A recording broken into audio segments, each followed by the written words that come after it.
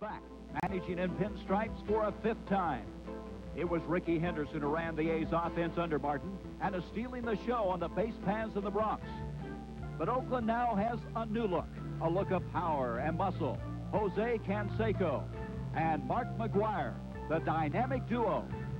And in New York, controversial Dave Winfield has everybody jumping on and off the field with his monumental blasts. Tonight, in what could be a preview of the American League Championship Series, the Yankees take on the A's on ABC's Monday Night Baseball.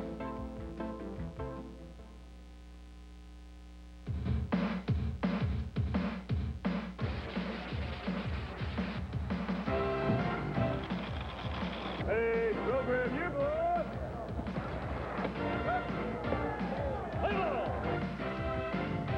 Hit the ball! Get ahead! High in the air to deep left field. A grand slam! Get a base on there! Out! Woo! For the 3rd consecutive day, it's a sellout at the Oakland Coliseum, as tonight the Oakland A's open a 3-game series with the New York Yankees. It's the premiere of ABC's Monday Night Baseball. Hi, everybody. I'm Gary Bender. Certainly glad you were able to be with us on the extended weekend as we are featuring tonight the teams that have the 2 best records in baseball. The A's have won 5 in a row. The Yankees, 7 of their last 8. This, quite frankly, could be a preview of the American League Championship Series. The last time that happened was in 1981 when Billy Martin was the manager of the Oakland A's and Dave Winfield is in his first year with the New York Yankees. Tonight also marks the debut of a guy who is 2 times the most valuable player in the National League, who was able to steal over 700 bases, hit more home runs than any second baseman in history, a future Hall of Famer, Joe Morgan. And Joe, glad to have you with the team. Right. Thank you very much, Gary. It's good to be here, and we have a great matchup for our first telecast. This is an explosive Oakland team. They have been able to do so many things well. A lot of people are saying just how good is this Oakland A's team? Well, a lot of people forget that last year the Oakland A's scored a lot of runs, but it was their pitching staff that let them down the stretch. This year they've added Bob Welch to go along with Dave Stewart, and Dennis Eckersley has done a great job coming out of the bullpen, and that's why they're leading the Western Division. Joe, they are 20 games over 500, 9-game lead in the American League West. That's the biggest lead at the Memorial Day break. Can anybody catch these Oakland A's? I don't think anyone can catch them, but if the A's do not play over 500 baseball, they can fall back to the pack, and I think that's the only way that it'll be a race in the West. You know, we mentioned the fact that these 2 teams are explosive. They mirror each other so many ways. I think what's really impressive is Oakland's improved their pitching, and so is this New York Yankee team. Well, the Yankees, like the A's, went out and got some help on their pitching staff. John Candelaria has already won 7 games for them. Rich Dotson has done a great job, and Al Leiter's done a great job, you know, in his 2nd year. Well, they mirror each other in some ways, but in one way they don't, and that's the off-the-field activity. Earlier this week, Lou Piniella resigned as general manager of the Yankees. There's some talk that the 2 volatile people, Martin and Piniella, did get along. Piniella explains his position, and then Billy Martin.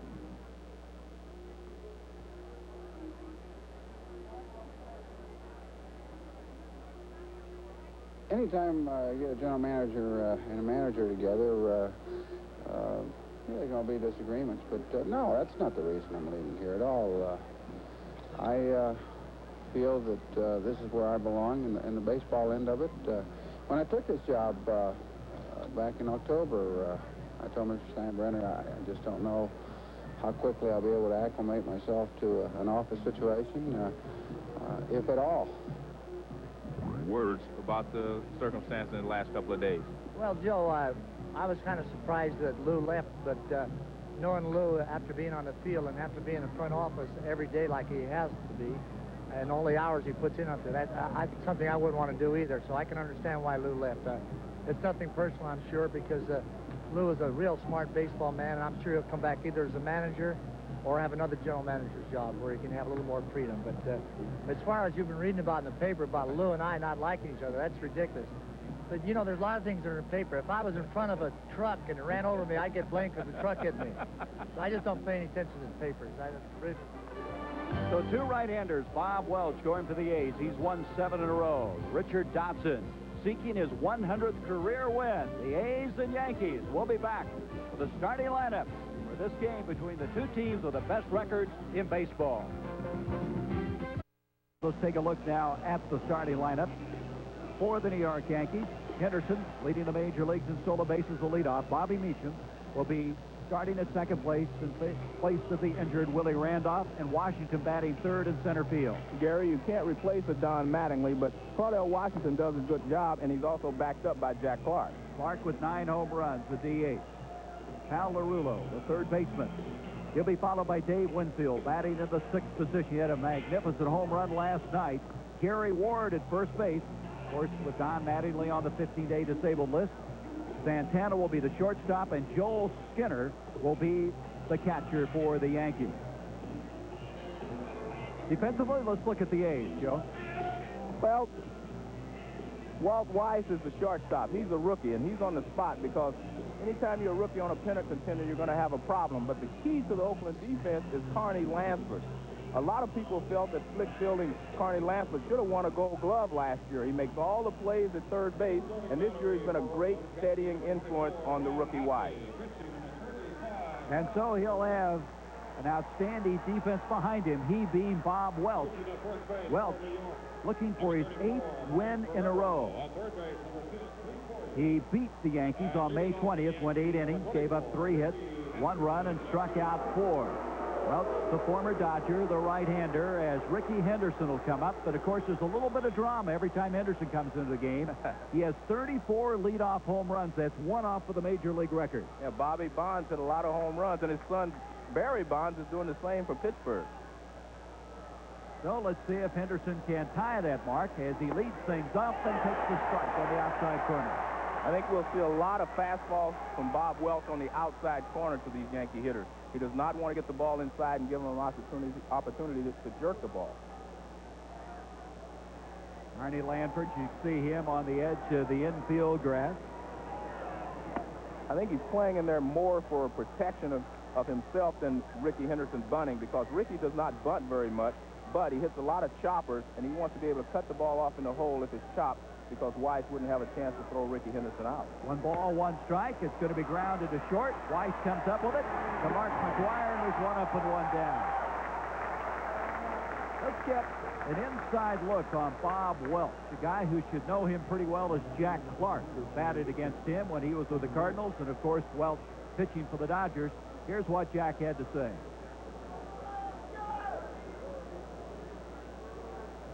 Ready for fastballs at all time, and he pretty much pitches you middle out, so you can't really try to hit home runs off him. You have to try to get a bunch of base hits to generate runs, and hopefully he'll make a mistake, and when you get that 1 pitch, hopefully you won't miss it because you might not see it again. So Bob Welch has the first man down, and Bobby Meacham is up. Meacham coming in here hitting .226. Of course, pressed into service when Willie Randolph suffered that hamstring problem in the series against the Seattle Mariners. Meacham has played third, short, and starting today at second base for the skipper, Billy Martin. Slice foul. One of the things about Meacham is that he has played shortstop on the left side of the field most of the time. When you have to take the throw coming across the bag on a double play, it could present problems for the Yankees today if they have to make a tough double play in the late innings. Just a gorgeous day for baseball. Yesterday it was treacherous out here. It was so windy. Some wind swirling today, but not anything close to yesterday. There's a call, strike 2, and the count goes to 1 ball, 2 strikes. I think there we're seeing something different from Bob Welch. Normally Bob Welch moves the fastball inside and outside. Now I see him staying mostly outside to these Yankee hitters so far, the first 2 hitters. See his 8-2 record, 7 wins in a row, just misses, and the count goes to 2-2. Up next, Cardell Washington. The Yankees on their longest road trip of the year, 7th game in 12. There's Washington. Cardell, of course, growing up in this area and signed as an 18-year-old by Charlie Finley. Pop to short right. That's going to be a tough field to play this early in the day. Canseco's over. He makes the catch. He's looking up into that sun, and I would think right now, Joe, that's going to be a big problem. That's a tough sun field right now. It probably reminds you of Yankee Stadium, but it's a tough sun field, and you have to pick up the ball very quickly because you have a lot of white shirts behind you, and then it goes up into the sun. It's going to be tough. There you see Canseco fighting it all the way, but he played out there enough, so he's made the adjustment. Amazing thing about him, Joe, he has not committed an error this year playing in right field after moving over from left. Well, that is unusual, especially you have a different angle the ball travels at when you play right field. Here's Claudel. You see the numbers on Washington. He takes the strike. Claudel this year has come in to pinch hit twice and hit home runs. As we mentioned, he was signed by Charlie Finley. Coming out of this Oakland area, fouls it back, and the count goes to 2 strikes. He's had some very good years. 2 times he's made all-star appearances, once in the National League and once in the American League. Played on 6 different teams. The skipper, he was a little late getting the lineups to us today. Grounded foul. Well, he was trying to decide whether Willie Randolph was going to play or not, and Willie tested his hamstring, and he felt like he should give himself a couple more days. Waddell Washington hit .308 for these A's back in 1975, and that's still the club record at 40 stolen bases. Just some very good moments. 0-2 pitch. Rounded back towards second. Gallego coming up. Tough play. Got him. And so Bob Welch sets them down in order. We go now to the bottom of the first inning. Yankees do not score, and the A's coming to bat. Be a control pitcher. He's going to mix up his fastball with his off-speed pitches well and spot the ball well, and he's going to be battling you the whole game. So there he is, Dotson, as we mentioned, looking for his 100th career win. This will be his 3rd attempt to get that. He's 5-1 on the year. Of course, pitched last year for the White Sox. There's Lansford, the leading hitter in the majors. Javier will be in left field. Canseco batting 3rd. He'll be patrolling right field. The DH will be Dave Parker. Mark McGuire, who's not hit a home run in 10 games, will be at first base. Ron Hassey, what a find he has been for the A's. Due to the injury to Terry Steinbach, he's done very well behind the plate. And here is the big surprise thus far for this ball club has been Henderson in center field. Gallego at second, made a brilliant defensive play yesterday, and then Walt Weiss, the rookie, at shortstop. Yesterday, Joe, was the first time he'd committed 2 errors in a ball game. Well, he had a couple of tough chances, and he just was not able to execute yesterday. But he has done a great job, you know, for these Oakland A's. Dotson, the right-hander, a control pitcher. This is his 10th start, 11th appearance for the year. Last start was May 23rd in California. He went 4 1/3 innings, giving up 7 hits and 2 runs. Left the game with a score tied 2-2. So Carney Lansford coming up, the leading hitter in the majors, hitting .396. He has a 15-game hitting streak. Well, one of the good things about Carney Lansford is he's a very aggressive hitter. When he walks to the plate, he goes up to hit. He's not looking for a walk. He walks up trying to get his pitch, and he attacks it immediately. He's a first-pitch swinger. He's a first-pitch fastball hitter, technically. But he can also handle all the pitches, the breaking ball, the off-speed pitches. Well, he's flirting with 400. He's been doing that all year long. Of course, the last guy to do that was Ted Williams in 1941. That's a long time ago. That's a tough job to do, though, hit 400. So Dotson starts him out. It's grounded up through the middle.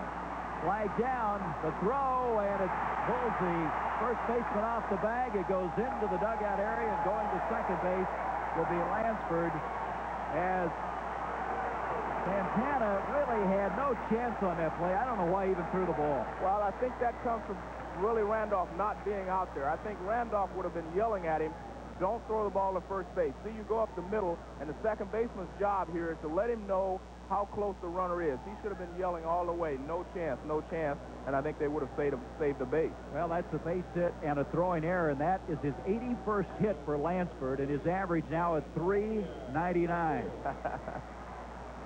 What a year he's having. As that's going to bring up now Stan Javier, the left fielder. Javier had a 3-hit game yesterday, his 6th of the year.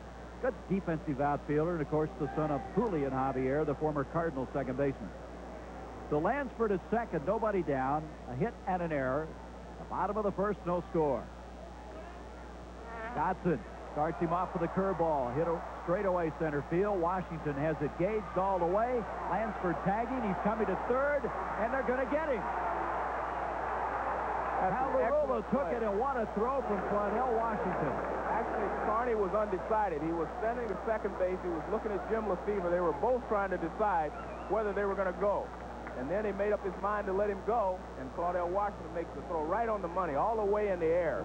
And he's out by about 5 feet there, as you can see. Palarulio is waiting for it. Lansford has surprising speed, but you said it well, Joe. He really didn't get a good break off the bag at all. I think they were too undecided. They weren't sure, and it was actually too close to try this early in the ball game. So Palarula was there with the tag. Lansford's erased. There's 2 down, and Canseco coming up. Jose takes the pitch outside. This guy is tied for first in home runs with Herbeck with those 12, hitting .286. Number 1 in runs scored. All strike 1-1. Canseco this year, Joe, has really committed himself to being a complete player. And he's done a great job. He now steals bases, and he's always had a strong arm from the outfield, but now he's starting to catch the ball better in the outfield. Pitch misses, and the count goes to 2-1. They have changed the way he stands in there. He used to be moving around a lot. They tried to anchor him in a little bit. Well, he used to hit from an open stance, meaning his left foot was almost facing third base. Swing and a miss, and it's 2-2. It's a good fastball from Rich Dodson. Dodson will change speeds on you. Well, as Carney Lansford said before, what he does is throw you a lot of off-speed pitches, and then when he throws the fastball, obviously it seems to be that much faster than it really is. See how Canseco spread out. He used to spread out even more than that, Joe. Believe it or not. That misses, and the count now goes full at 3-2. What they wanted was some kind of a reference for him. So when he did go into a slump, they could figure out what he was doing differently when they videotaped him. But he was changing his stance so often they'd had no reference point. 3-2 pitch, all strike 3. And so the outstanding defensive play by Claudell Washington, cutting down Lansford at third, and we have no score after 1.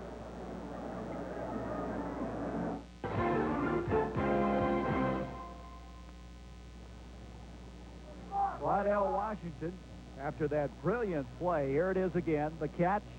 He nailed Carney Lansford, tagging up from second, going to third. The throw was there in plenty of time. Canseco was up with the plate, nobody on. He eventually was called out on strikes, and we have no score after 1 inning as Claudell congratulated as he returned to the Yankee dugout. This guy didn't get a lot of credit, Washington. He's one of those guys who could probably play regularly in a lot of ball clubs. This year's seen a little more action, as leading things off now is Jack Clark. One of the strong points of the New York Yankees is their outfield play, so he doesn't really have a spot. Jack Clark, 9 home runs, 29 RBIs. Called strike, and the count goes to 1-1. Clark missed the first 11 games of the season. He was hurt in spring training, rounding first base after hitting a home run. He tore the tendon in his calf. Swing, and it's now 1-2. Something menacing about Clark, isn't it? He does everything with such authority. The reason he's menacing is because he never takes a soft swing. Every swing is like it's no strikes on him. He's going for the downs every swing. Understand the radar gun. Picked that fastball up at 89 miles an hour. That misses, and the count goes to 2-2. With Jack Clark, you can't tell if it was a 2-strike swing or a 1-strike. He is trying to hit the ball hard each and every swing. This guy, of course, DHing after playing those 11 years in the National League. Welch's pitch, light foul, wicked shot back into the stands, and the count goes to 2-2. Well, these two faced each other, Bob Welch and Clark a lot. Welch last year, of course, pitching for the Dodgers, won 15 games. And that's interesting. Well, Jack remembers getting some home runs off of Bob Welch, but he doesn't think he's been very consistent as a hitter against Bob. 2-2 pitch, grounded to short. Weiss will come up with it. McGuire, and there's a fine play by Weiss. A long throw, and he's able to nail Jack Clark, and there's 1 down. That's one of the things that Weiss has been able to do so well this year. Go into the hole and make a strong throw. He gets rid of the ball pretty quickly, too. He's got a strong arm. As you see, the ball gets past Lansford. He goes into the hole, sets himself, and fires a strike. And you see Jack Clark hustling all the way. He's out by half a step. Weiss, great ability. First-round draft pick for this ball club. Clark will sit down and wait another opportunity as Palarula now comes up. The third stacker hitting a lot better. He went through an 0 for 17 streak, and now 7 of 15 since raised the average. And he looks at a call strike 2. That's the first changeup or off-speed pitch that Bob Welch has thrown. His curveball is pretty hard. He's thrown a couple of curveballs to go with his fastball, but that was the first changeup. Alarulo, who has improved defensively at third base for these Yankees, and the left-handed batter will back out of there. You know, for a guy that doesn't hit average-wise very well, he really drives in a lot of runs. Well, he's produced runs with the base hits because he hits better with men in scoring position, obviously. Foul tip, but he hangs on. Hasse does, and there's 2 away. That's the first strikeout now for Welch, and that'll bring up Dave Winfield. Right field. Here again, he's saving his off-speed pitches for Palarulo, and here he goes with another breaking ball down, and Mike's way out in front. Here is a guy that's just having a superb year. Bob Welch now facing Dave Winfield. Winfield, second in batting average, not just in the American League, but in the Major League. Leading in RBIs with 44. He had a home run yesterday. What hasn't he done this year, Joe? Welch, first pitch popped up behind the plate. Hasse coming back. He may have room. He does. And so Bob Welch, another 3 up and 3 down inning. Welch off very effectively for these A's. The A's with the best record in baseball. Their third consecutive sellout, and Hasse has been a big addition to this Oakland club. The A's playing very, very well. Bottom of the second inning, Gary Bender, Joe Morgan, as Dave Parker will lead things off. Then Mark McGuire and Ron Hasse. That last play where Winfield popped up behind the plate again shows, Joe Morgan, how much foul territory there is here in the Oakland Coliseum. Well, I think the reason for that is this was a football stadium as well. It's an all-purpose stadium, so you need the grass for football, but it also takes a lot of at-bats away from hitters. Dave Parker, he's been hot. He's hit safely in 13 of his last 14 games, hitting .283 at game time. The Cobra starts him outside for ball 1. Parker's batted second numerous times. In fact, when they made that Eastern swing, he had a home run batting in the second position, straightaway center field in Fenway, and also in Yankee Stadium. Swinging strike, and the count goes to 1-1. You know, earlier in the ball game, we were talking about, well, you can see the foul territory here, but we were talking about the addition of Bob Welch and all these things to the pitching staff. Don Baylor and Dave Parker add stability to the A's. They bring stability in the fact that they've all been on pennant contenders. They've been in World Series, and they understand what it takes to win, and they can settle some of these young players down. That's one of the reasons they brought Dave Parker here, along with the fact that he can drive in runs and hit the ball out of the ballpark. 1-2 on Dave. He's a very vocal guy. I know Tony La Russa telling me that he kind of keeps everybody loose. Right. And you need that, especially if you go down the stretch in a pennant race that's very close and you have a lot of young players on the team. Put that one under the armpits, and the count evens at 2. 2 balls, 2 strikes. Bottom of the second inning, no score. Dodson grounded foul, and the count stays at 2-2. Unlike a lot of hitters who come from the National League to the American League, Dave was not really having a lot of problems with the off-speed pitches. He was having problems with the ball inside because I think he was looking for the breaking ball, and they were busting him inside, and he could not get the bat out. Now he's starting to make that adjustment, and he's starting to swing the bat very well. In fact, he'd swing a lot of those first pitches just to avoid that. Right.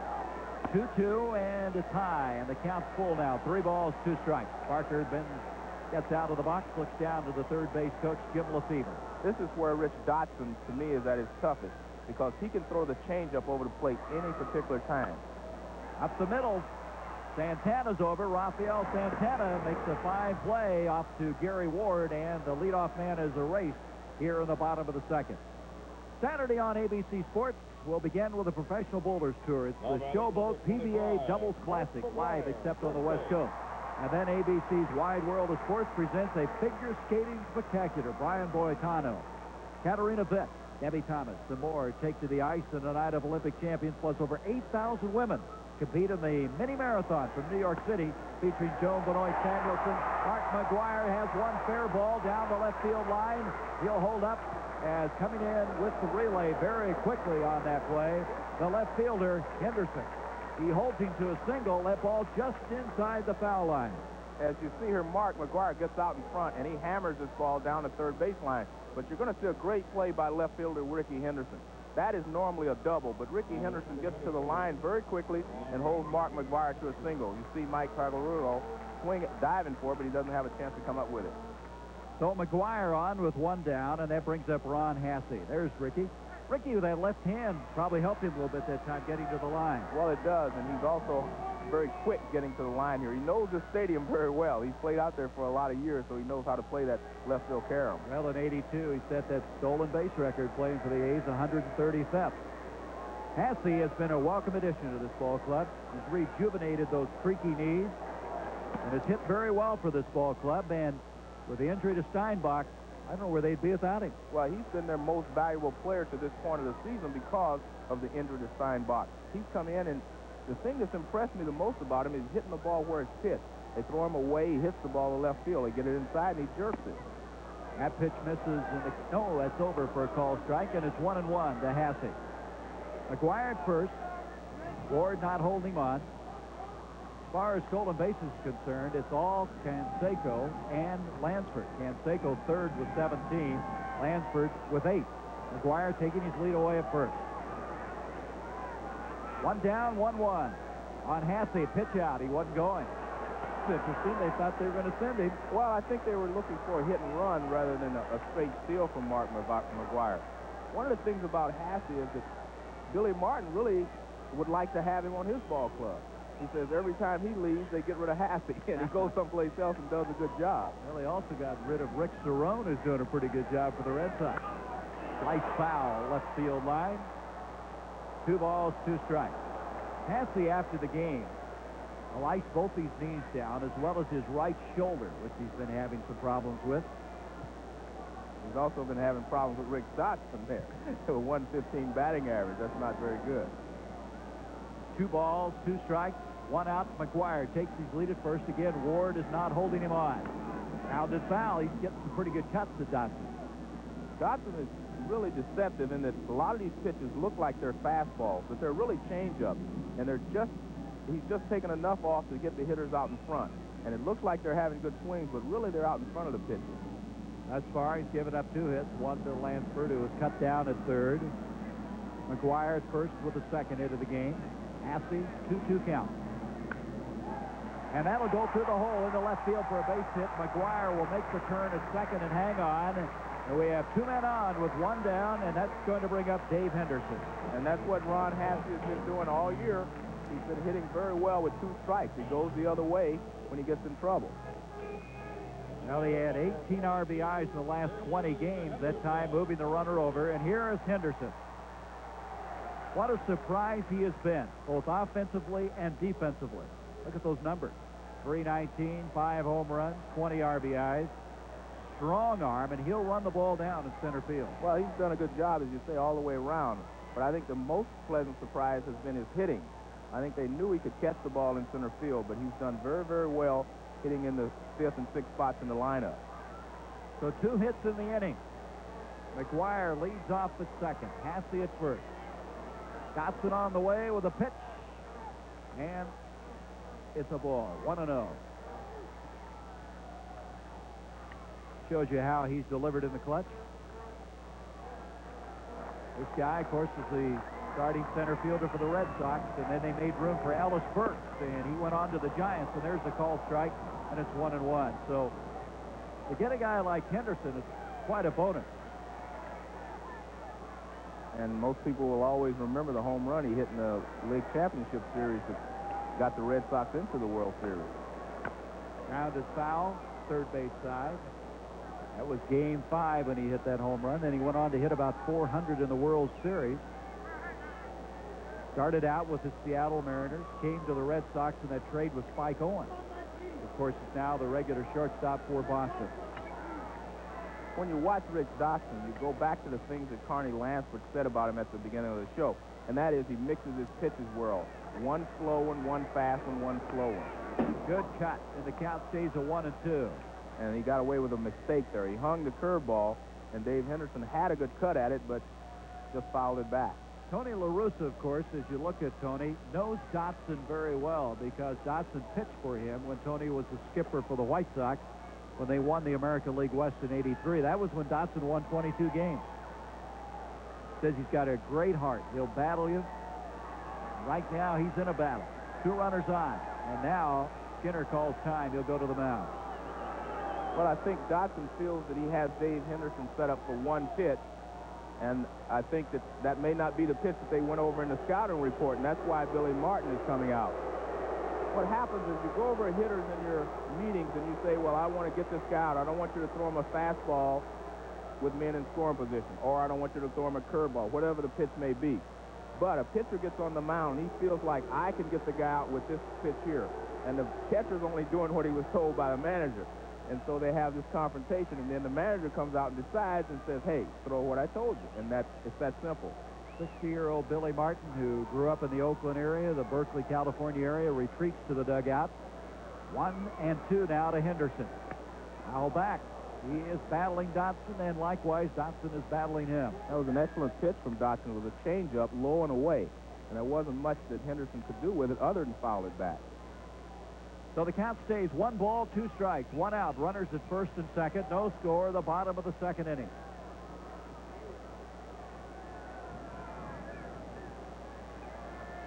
Looking back, Dotson drives McGuire back into second. They're not holding the runner at first. Hasse, who does not run well at all. McGuire runs pretty well for a big man. Henderson takes another cut and fouls it back.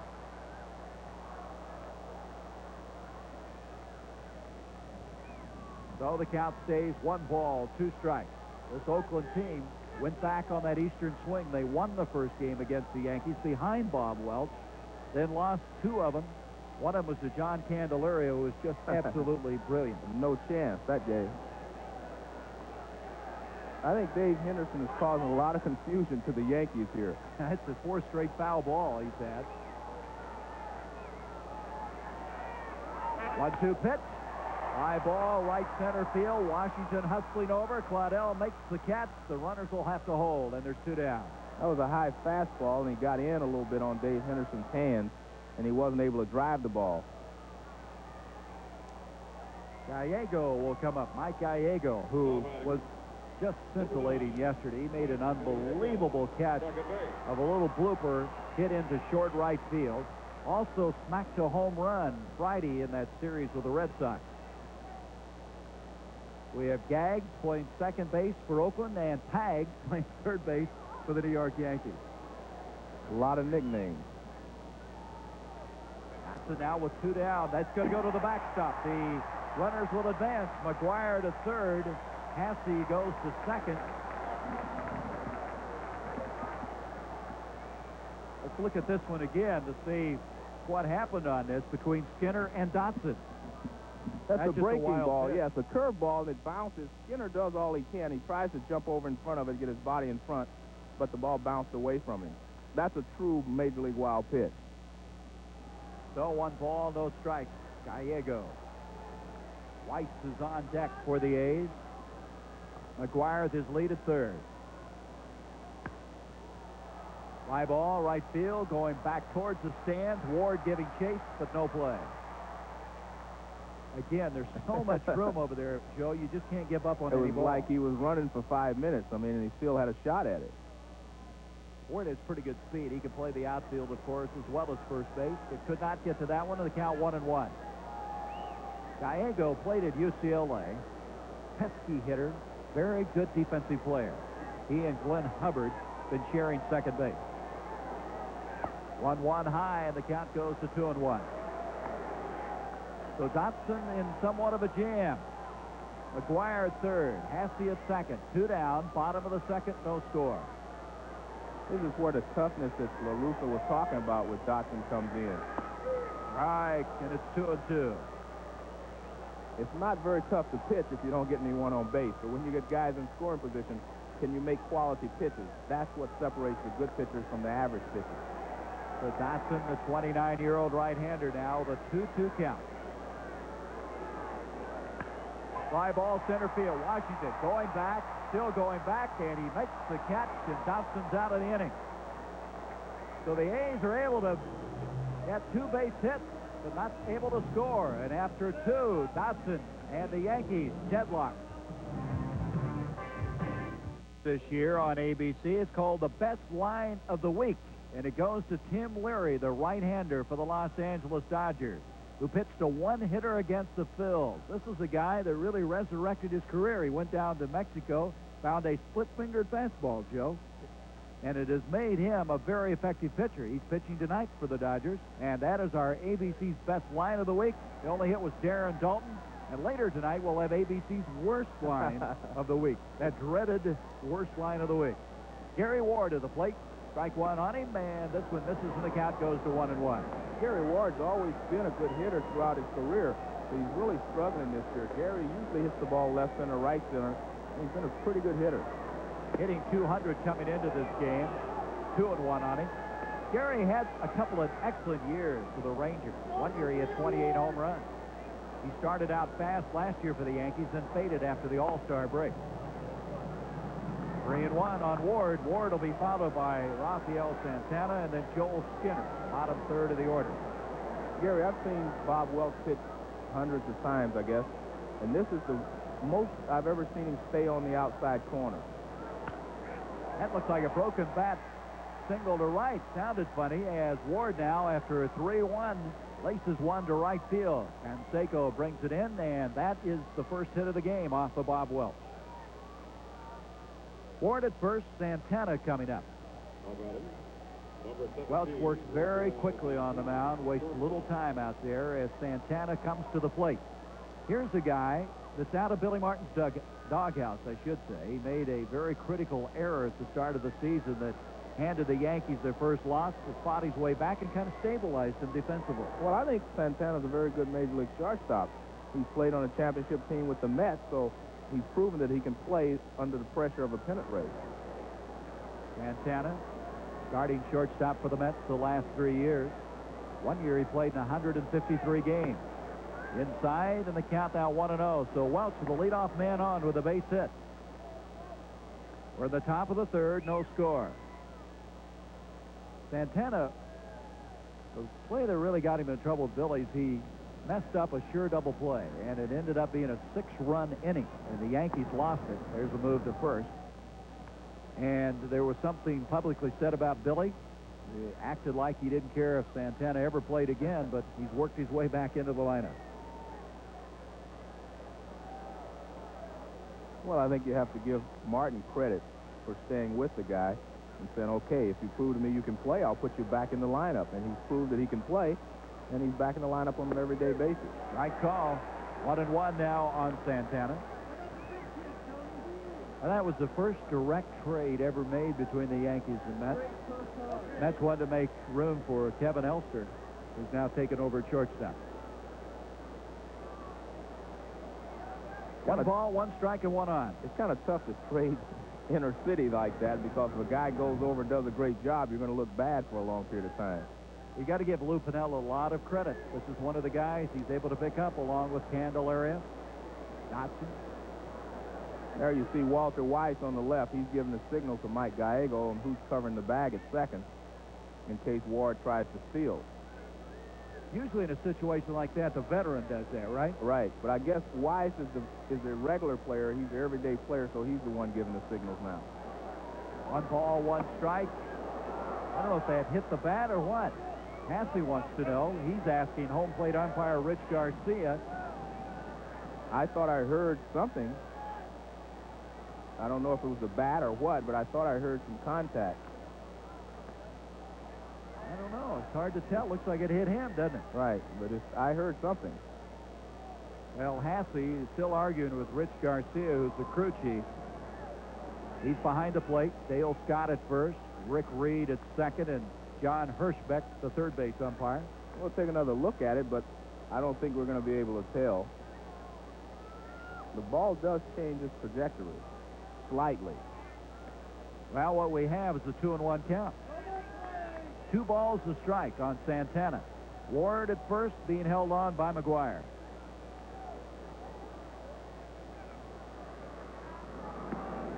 Throw back again. Ward has not stolen a base this year. Of course, he hasn't played all that much.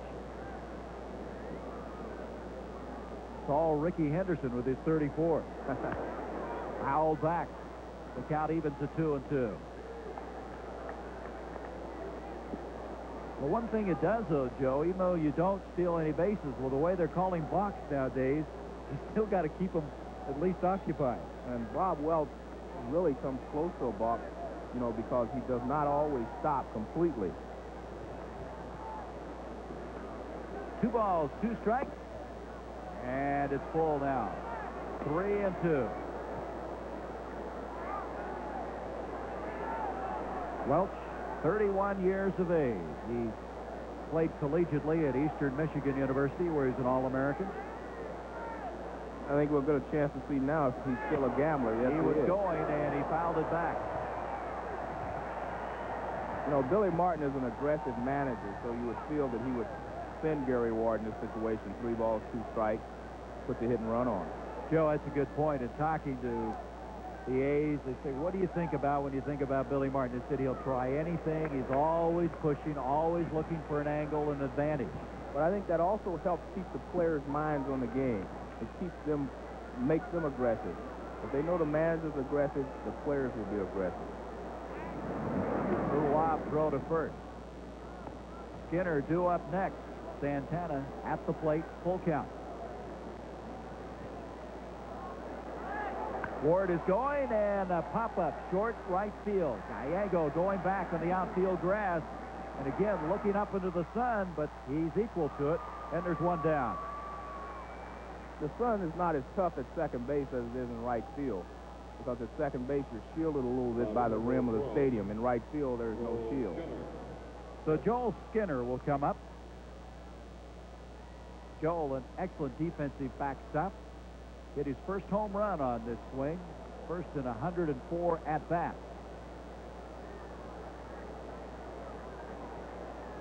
1 down and a runner at first.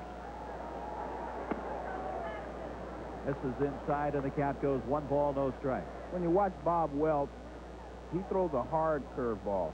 And when you watch Rich Dotson, he throws a slow curveball. Rich Dotson uses his speed to be effective. Bob Welch uses his speed on his fastball and the break on his slider or hard curve to be effective. Check of the runner and drives Ward back. Mike Ferraro is the first base coach for the Yankees.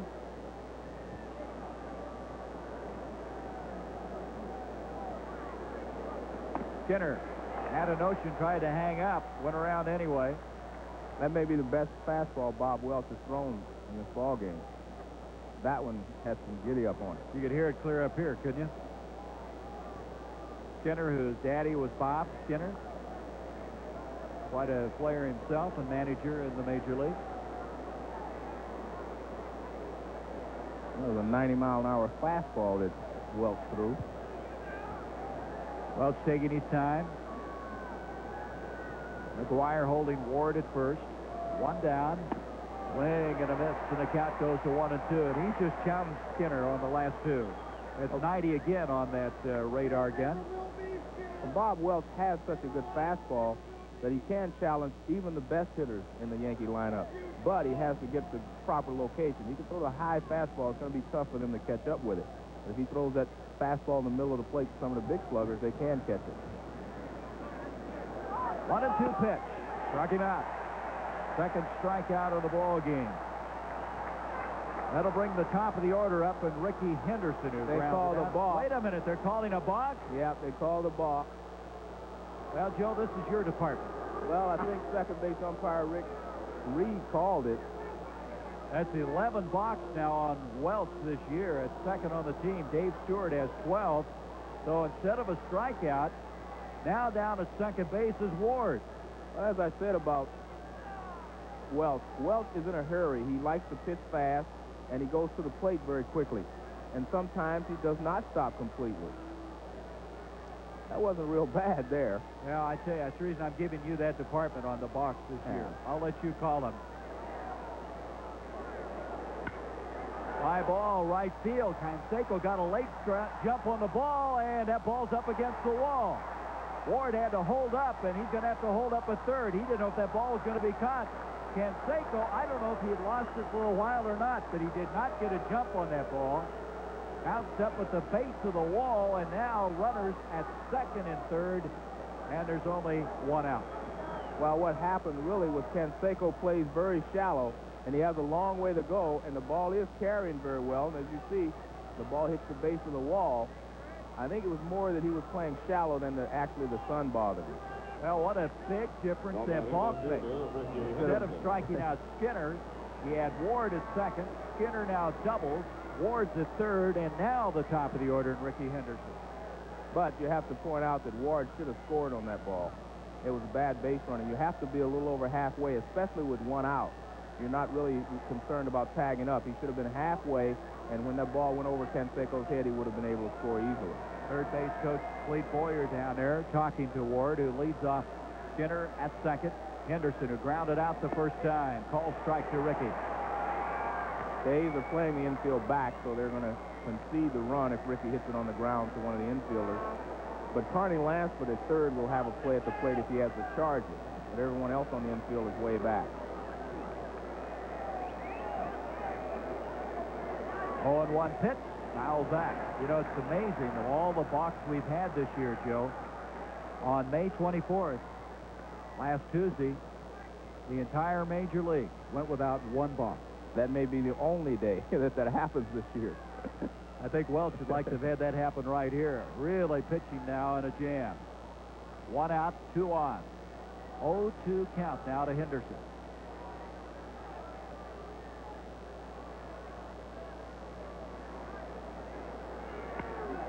And line to second baseman Gallego, and the runners get back in a hurry. Well, that's as good as a strikeout. Well, it turns out that way. It was a good piece of hitting by Ricky Henderson, actually. There was a breaking ball down and away, and he went the other way with it, but he didn't quite get it high enough. You'll see a good pitch by Bob Welch here. Breaking ball down and away, and Ricky Henderson does what you're supposed to do with it. Hits it to the opposite field, but it's right at the second baseman, Gallego. Gallego's had a great series, hasn't he? He's been in the right place seemingly all the time. He's a pretty good player. I think he has not had the opportunity in the major leagues to show how good he can actually be. He plays, you know, he's never played on a regular basis. So now Meacham comes up with two down. Still the runners at second and third. Meacham the first time, slide out to right. Big cut. This is where Randolph, you'd love to have him in the batting order. Well, really, Randolph has proved over his career that he's a good clutch hitter. But I think you have here, you have a guy like Meacham, you have Skinner, and maybe Santana, and I believe that Welch figures he can just throw the ball by those three guys in the Yankee lineup. Strike two. Welch popping the mitt now, throwing hard, trying to get out of this jam. Well, the A's had two hits back in the second inning. They did not score, and now the Yankees with two hits, and they still don't have anybody home. And if the Yankees do not score, Gary Ward's going to be a goat here, so to speak. You're not going to let him forget that, are you? They got him on a called third strike. What a job pitching out of the jam. Welch strands the runners at second and third, and there's no score as we go to the bottom of the third. This is Corey McFerrin in New York. The leaders from the West and the East battling at Shea Stadium. First inning, the Mets waste a great opportunity. 2 on, nobody out, but Tim Leary buckles down. Strikes out Dave Magadan. Next batter would be Darryl Strawberry. Take a seat, Darryl. Next, Kevin McReynolds strikes him out. Leary pays the side. Right now, top of 3, there still is no score. I tell you, he may get the ABC best line of the week again after the way he's pitching tonight. Well, I don't think he wants to pitch out of that type of jam every at bat, though, every inning. So it's no score as we go to the bottom of the third inning. Walt Weiss will lead things off, followed by the top of the order, Carney Lansford, and then Stan Javier. Weiss hitting .214, started to lift his average and hitting the ball sharply. And his first pitch, hot on the line. Nice play that time by Meacham. No, wait a minute. They're saying he trapped it, and he did not make the throw, so Weiss will be safe at first. No, they're going to have to get this correct. Because really the job of the umpires is to make sure that they get the play right. They don't have to worry about whether he saw it or not. I think the two umpires will get together Well, he did not throw to first, though, Joe. Right. Well, Rick Reed was shielded from the play. He was the second base umpire. Watch, if you look to your left, we're going to be able to see that Rick Reed is behind Bobby Meacham, and he can't see. He thought the ball hit the ground. Well, he's not in the picture, but he's behind Bobby Meacham. Well, the discussion going on. See what happened then is Meacham threw the ball around the horn, did not go to first. So Weiss would be safe if, in fact, he did trap the ball. Well, they're going to make a big mistake if they do not call him out, because someone on the infield should have seen that Bobby Meacham caught the ball. And the object is to get the play correct. It's not to, cover up for one of the other umpires. Uh-oh, Billy's just been tossed out of the game. And that's not here fair. comes the dirt. Here comes the dirt. It's too muddy. You can't get the dust up. Well, this is unfortunate because Billy is right, and he does have an argument coming here. Well, let me ask you something, Joe. If you were Meacham, would you still throw it to first, maybe, just to be sure? Well, what you have to do, and here again, is Willie Randolph was in the ball game. I'm sure he would have made the throw to first base. What you do, you catch the ball and you listen for the umpires to call the guy out. If you do not hear it, then you have to throw to first base. So I agree with you. Meacham did make a mistake, but he truly caught the ball in the air, and someone should have been able to see that. Well, Billy, back to his home area, has just been tossed out of this ball game. Earlier this year, he kicked some dirt on Tim Welke, fined $300, and was booted out. He couldn't get the dust up in the air this time because the infield was still a little bit damp. Well, I can see Billy getting tossed out of the ball game, but not to throw dirt on the umpire. But, of course he had an argument coming, in my opinion, and that's what he's doing. So Weiss ends up with a base hit. Can you believe that? That's one of the most unusual base hits you'll ever see. Well, that's another mistake. We'll get a look at it here. We'll see Bobby Meacham move to his right. Now he waits for the ball, and you can see clearly catches the ball in the air. Do you really think so? On that one, I'm beginning to wonder. No, you he really caught think the ball he did, in the air. Yes, he caught the ball in the air. All you have to do is know how he caught the ball. The glove, the way the glove is turned, you can only catch it in the air. Well, let's look at it from this angle. His glove was not turned down to catch the short hop. It was in the air. His glove is turned sideways. You're right, Joe. It has to be turned down to catch a short hop. Well, I guess you ought to know, if anybody, you've been in that situation. Yes, and you have to turn it down. But I cannot understand how they could call it a hit, because it's really a mental mistake. Well, that's what it is, though. Yeah, but you can give an error on a mental mistake. It's up to the scorekeeper's discretion. It's like when a ball's hit in the outfield and two guys converge on it, they let it drop in between them. Someone usually gets an error. Excuse me, Joe. Clete Boyer now has taken over in the absence of Martin. Weiss goes back to first. Lansford is singled and then was able to advance to second on a throwing error and was cut down on third on a beautiful throw from center by Claudell Washington. Lansford hitting .399 right now after that hit the last time. Could go over 400 with a base hit here. Well, I guess we could not come back to Oakland with Billy Martin and not have some fireworks. To be exact, he'd be at .402 if he would get a base hit. Well, Billy, coming back home, start the series, is out of it. There's a base hit, and he's now at .402. Making the turn is Weiss. He's headed to third. The throw, he's out.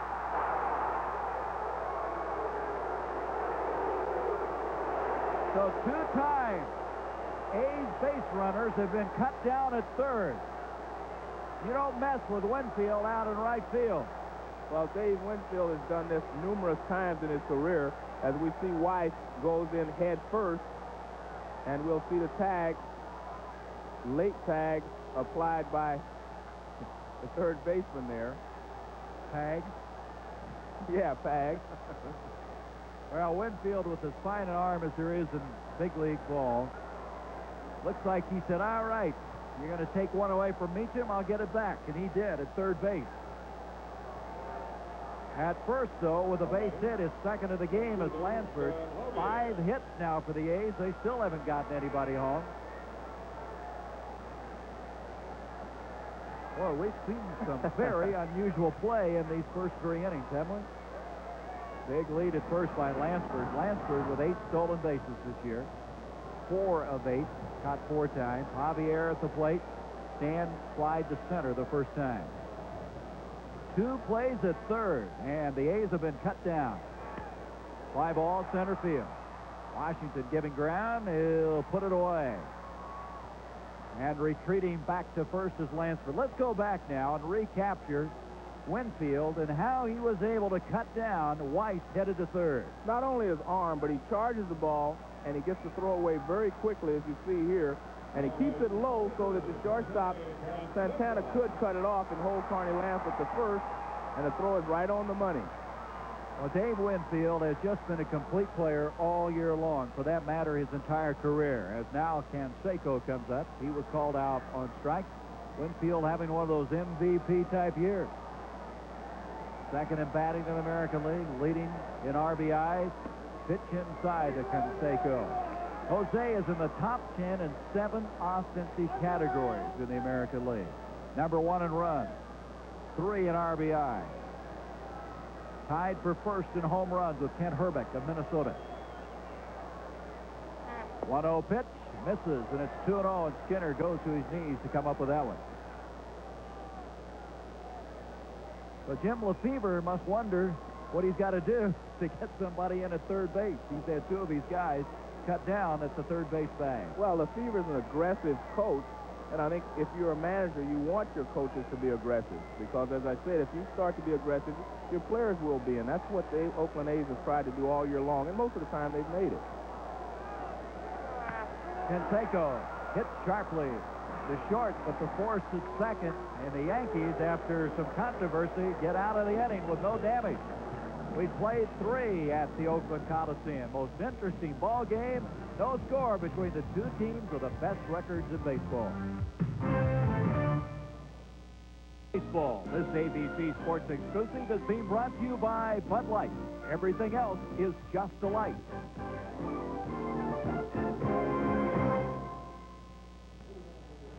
Well, if this is a preview of the American League Championship Series, Joe Morgan, we've had some fireworks in the first 3 innings. We've had Billy Martin tossed out, 2 runners erased at third base, a controversy at second, and we're just getting started. Yes, we are. I tell you, one of the other things you have to look for now, if I'm a hitter, is the shadow that's creeping over home plate. Once the batter gets completely in the shadows and the pitcher's in the light, it becomes very tough. Claudell Washington at the plate. He grounded out at second the first time.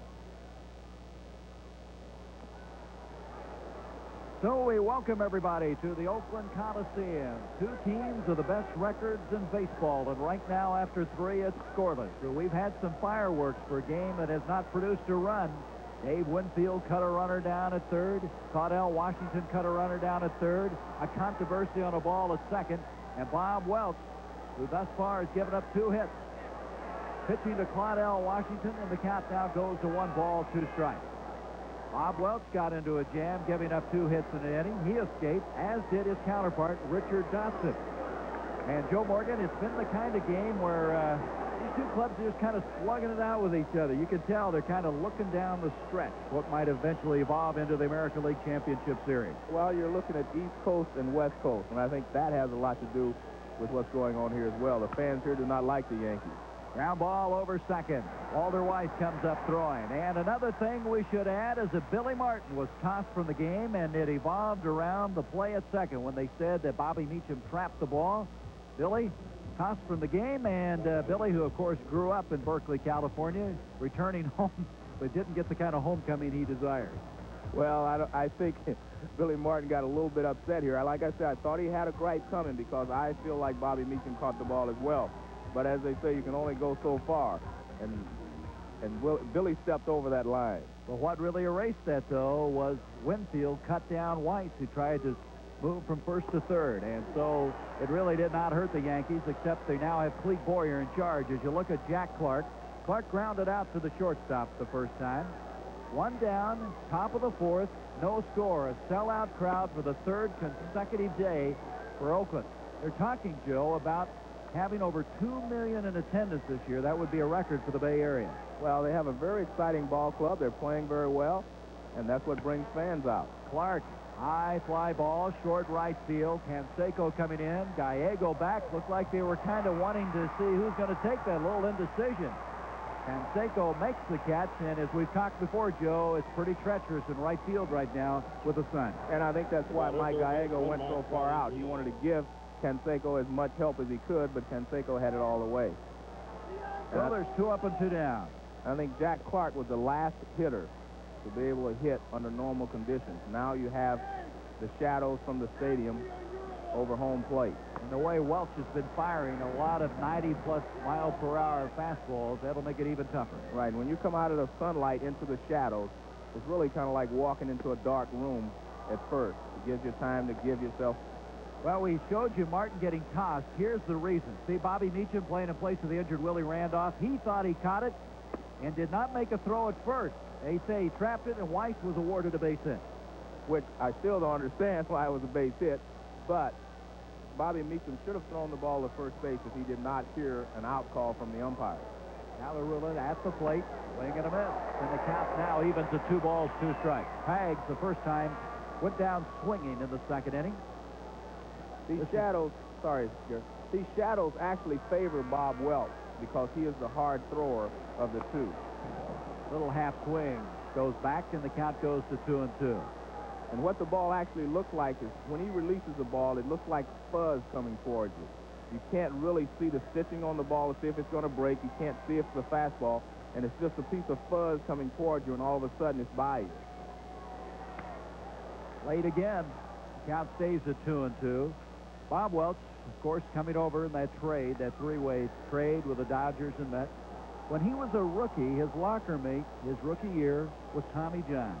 Of course, Tommy at the ballpark today as the Yankees on this long 12-game road trip. 2-2 with 2 out. Rounded to second. Gallego will come up to McGuire. And it's a very quiet inning for the Yankees here in the top half of the 4th inning. Bob Welch having some problems earlier, but right now settled down, and there is no score. 0-0 as we go down to the bottom of the 4th inning here at the Oakland Coliseum, the A's and Yankees.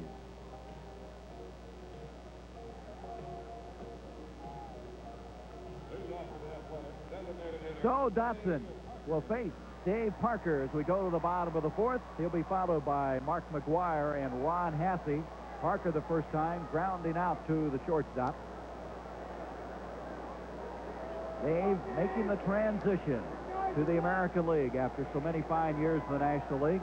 He likes these smaller ballparks, doesn't he? Yes. He also said the toughest things that he's had to adjust to have been the pitchers, which is natural, but also the strike zone. He said he has not been able to really adjust to the strike zone in this league yet. Blended in very well, this veteran. And the pitch now makes it 2-0. 2 balls, no strikes. Parker has played left field this year, as well as DHing, which he's doing today. He has really come along very well. And now all of a sudden, 3-0. Dotson falls behind the leadoff man in the bottom of the 4th. Tony La Russa has let some of these guys hit away in this situation, but Dave takes the ball. Well, that's the first walk of the ball game. And McGuire will come up, who singled. Time up. McGuire looking for his first home run in 10 games. 11 for the year. His brother Dan, we're talking before the game, transferring to San Diego State. He was a quarterback at the University of Iowa. Will stay out a year and then play for San Diego State. And there's a pitch going high, and all of a sudden now, Dotson's thrown 5 that have not found the plate. Well, he seems to be overthrowing the ball all of a sudden, but I think it's because he can see the shadows, and he knows that fastball will be tough to hit. So I think he's trying to use the fastball, but I think he's overthrowing it right now. And he misses again. It's 2-0. Also, these 2 big hitters there are going to have something to do with it. He wants to make sure he gets the ball in the proper location. Boy, this part of the order, it looks like an NFL defensive forward wall, doesn't it? Their whole lineup does. 2-0 on McGuire. Ward holding Parker at first. Ground ball short. Santana has trouble digging it out. He gets the lead runner, McGuire safe at first. Rafael couldn't get the ball out of the glove that time. Well, I think he was always going to get Dave Parker on that play because Dave was going in to break up the double play. He was going after Meacham, as we'll get a look here at Santana. He goes in the hole. He has the ball. He has an easy chance to get the force play, but he can't get out of his glove. But you'll see here Dave Parker is going for the second baseman and not second base. I want to tell you something. Parker comes after you at second. You know he's there, right, Joe? I've stood there a lot of times and wish I was someplace else. Hasse now at the plate as he singled the last time. They had 2 base hits. The A's did in the second, didn't score a run. Likewise, in the third for the Yankees. Some missed opportunities. Ron Hasse, the veteran, who last year played with the White Sox for 46 games. Seeing a lot of action. Harry Steinbach, who is an outstanding young catcher for the A's, expected back on Friday. Had a very strange injury, a eye injury during batting practice. High fly ball, center field. Waddell Washington under it. He's been a busy man out there. He puts it away, and there's 2 away. This Sunday begins on ABC Sports with auto racing action, the Milwaukee 200. Michael Andretti leads the field live, except on the West Coast. Then it's Mutual of Omaha's Spirit of Adventure. Join a daring expedition that embarks on an Antarctic odyssey. It all begins at 3 o'clock Eastern, 2 o'clock Central and Pacific this Sunday on ABC Sports. You're going on one of those, aren't you? The Mutual of Omaha Adventures? You pick your place. We'll send you. 2 down now. McGuire still down at first. The batter, Dave Henderson.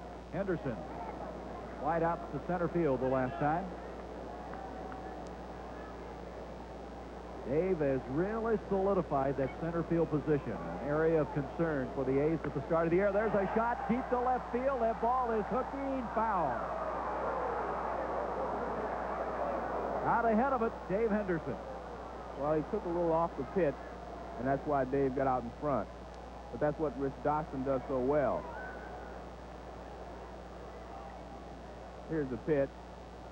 It's an off-speed pitch, change up, and he gets a little bit out in front.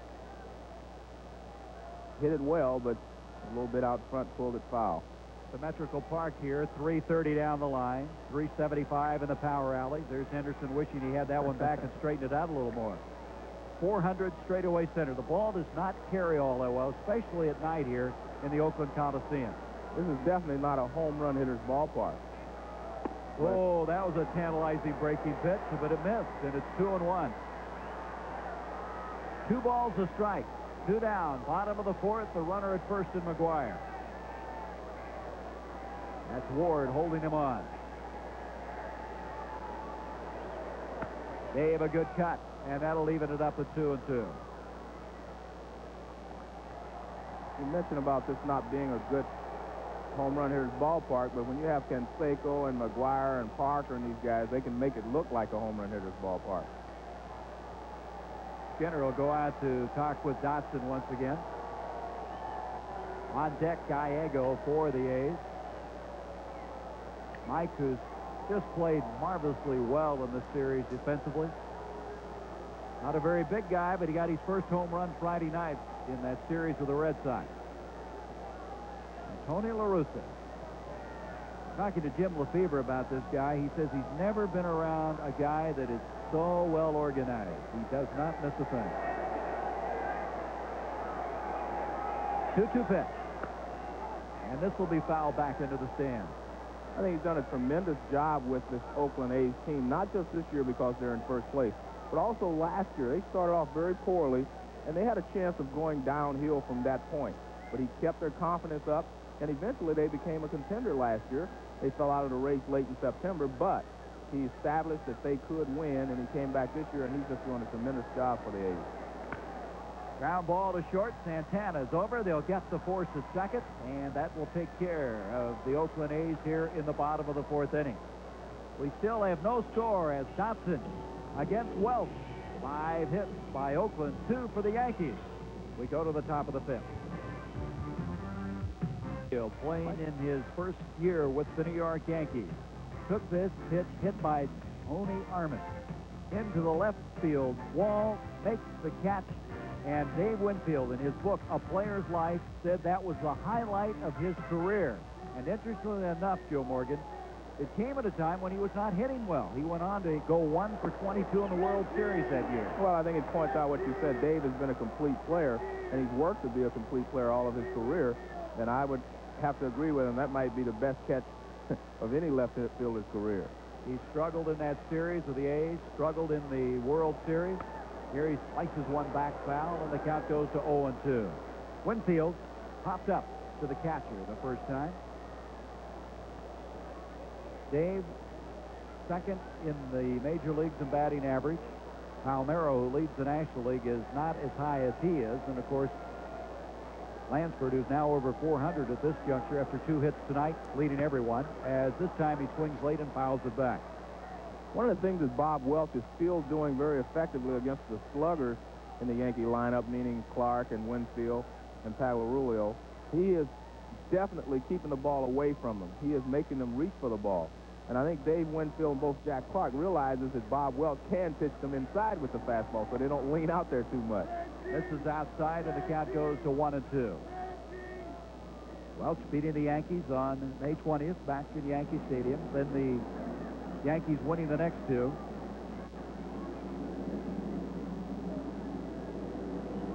You can see now how the shadow's creeping out almost to the mound, making it even tougher. Right, and it becomes very tough, especially when... There's a shot to left center field, way back, and it's out of here.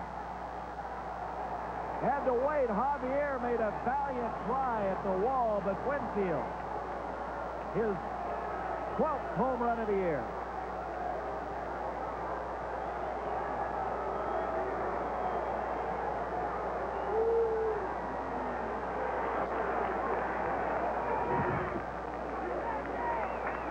Bob Welch had been pitching Dave Winfield away, and finally Dave went out and got one. That's exactly what happened there.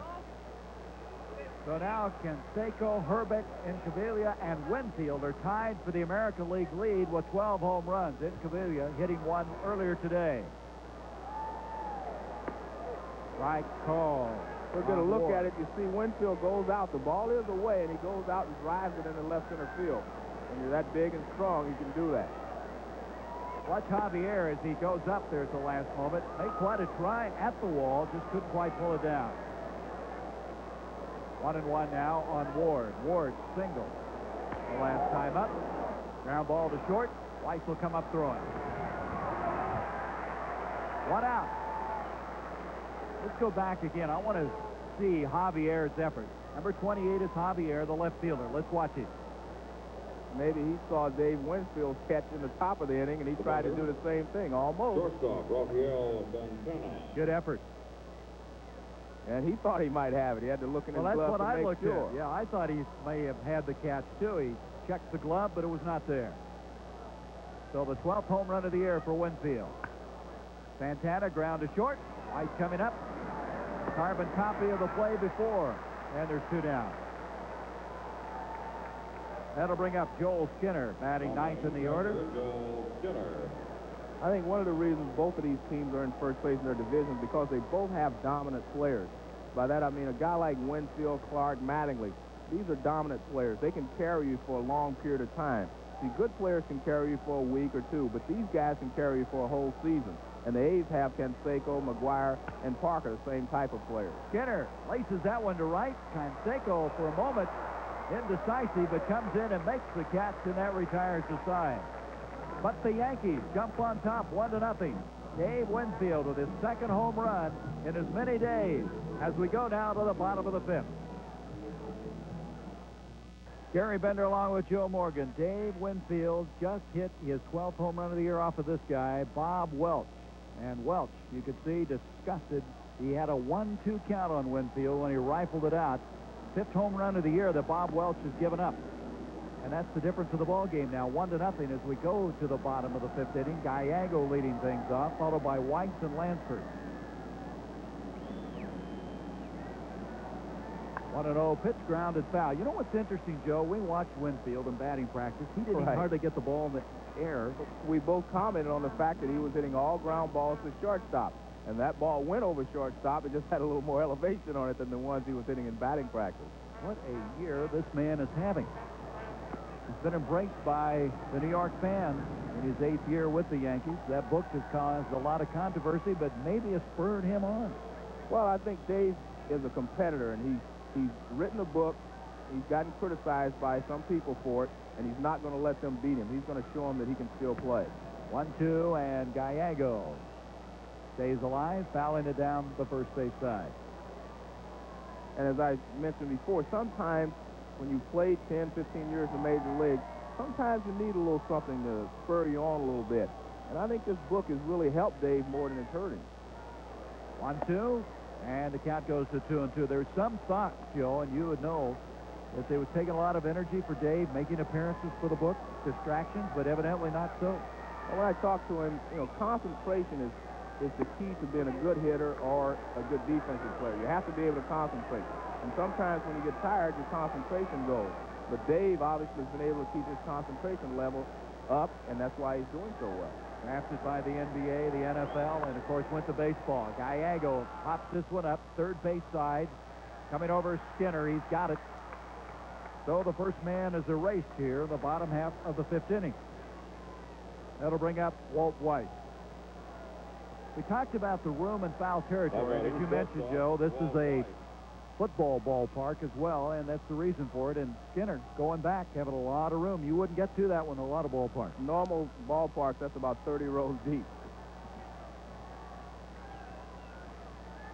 Weiss is singled, then was cut down by Winfield, trying to go from first to third on a base hit by Lansford. He was credited with a single. You're still hanging on to that one, Yeah. aren't you? You don't give him credit for that one at all. 0-1 now on Weiss. Foul back. Weiss, of course, the rookie. And it's interesting to note, Joe, that on only 3 occasions since they've had division play, the team been able to win the division with a rookie shortstop. One of those guys you might remember is Dave Concepcion with the Reds in 70. All right. I think one of the things that you're going to have to wait to see with Walt Weiss. Meacham stays with it all the way, and there's 2 out. One of the things you have to wait and see is if he can play down the stretch. You can play in April and May, you play a certain way. When you get in a pennant race, August, September, everything changes. There's more emphasis on fielding the ground ball. There's more pressure on you. And anyone that says you play the same way in September as you did in April and May has not been through a pennant race. And once you go through a pennant race, it takes that long. Lansford hitting now .402, 2 for 2 on the day. 82 hits on the year. Carney having one of those kind of years that, boy, you just wonder what it's going to evolve into. Of course, he led the majors in hitting back in '81. And he has a lifetime average of over 290, so this is not a fluke. He's been a consistent hitter throughout his career. 2-0. You know, this guy has never been in an all-star game, which is amazing. He's never won a Gold Glove either, and he's a very good defensive third baseman. 2-0 on Lansford, and popped up in the infield. Who's going to take this one? The last moment, Santana, and looked to me like he had a summit meeting on that one. And so now, after the out, Lansford's average drops to 400. 1-0, the Yankees, after 5.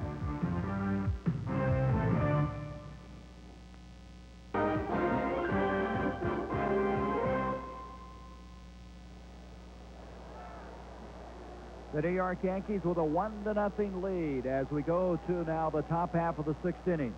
Want to remind you that you'll be staying with us now for the remainder of this game due to the limitations of time and also the rain situation in Shea Stadium in that game between the Dodgers and the Mets. But we promise you one thing. We'll keep you posted on that game. Should it resume, we'll let you know what's going on. Right now, no score in that game. Right now, the difference in this ball game is Winfield's 12th home run of the year. Ricky Henderson leading things off now for the Yankees, followed by Bobby Meacham and Claudell Washington. Bob Welch has thrown so many strikes on the outside corner that a lot of hitters are starting to question the umpire on the pitch, but he is hitting the outside corner consistently throughout the ball game, and I think that is why he's been able to keep the Yankees at bay. Thus far, Welch has given up 3 hits. The mistakes he made to Winfield, the difference. On the other hand, Dotson's given up 5 hits in this game. Ricky Henderson not happy about that last pitch, now behind 0-2. But here again, Bob Welch hits the outside corner with a good fastball. I think the mistake he made to Winfield was he did not come inside one time to get him off the plate. I don't think it was the pitch itself. He had pitched him away and been successful, but every once in a while you have to keep these big hitters honest. And if he would have come off the plate inside and then went back away, I think he would have been all right. But finally, after staying away, Winfield went out, got the fastball, and drove it out of the ballpark. On a 1-2 count. And that's what we have on Henderson right now. Henderson 0 for 2. He's lined out, grounded out, fouls this one back. Ricky went 11 games without stealing a base until last night, and against the Mariners he was able to pick up 2. Leads all of the majors in stolen bases with 34. And of course, back home, this is where he set that record. 130 stolen bases in 1982. Welch on the 1-2 pitch. Ground ball, eats up. Weiss comes up throwing. And a beautiful recovery by the rookie. That is a great play. And especially when you realize that a guy like Ricky Henderson is running down the first baseline. He knows he has no time to really grasp the ball properly, so he just picks it up and throws it. He might have even grabbed it across the seams or with the palms of his hand. He stays in front of the ball, first of all, which is the way you're supposed to do it. Now he pounces on it. Look at that. He just gets rid of the ball very quickly. Off balance. That is a major league play. He can play shortstop. Well, La Russa said, I don't care if he hits 100. If he could just make the plays defensively, and that's the kind of play they're looking for. He did commit 2 errors yesterday, but in all fairness to him, the wind blowing yesterday caused one of them. There's a bunt attempt by Meacham. Coming up, Carney Lansford. He can't make the play. Looks like he and Welch ran into each other. Well, that's exactly what happened. Really, it's Carney Lansford's play because he has the angle to make the throw to first base. Bob Welch is running away from first base. But I think really what happened is he got in Carney's way, and I think he's also injured here maybe a little bit on the play. Watch him get in Carney's way. See, Carney has the play, but now he's distracted by Bob Welch, and he cannot come up with the play. Welch has called out the trainer. Barry Weinberg is out checking Bob Welch. I don't know exactly what happened, but they called the trainer out immediately, and Barry Weinberg came running out of the dugout. Well, that'll go as a base hit, the 4th hit given up by Welch. He's going to get some warm-up pitches now. Looked like Lansford might have got hit in the head, but I didn't see what happened to Bob Welch on the play.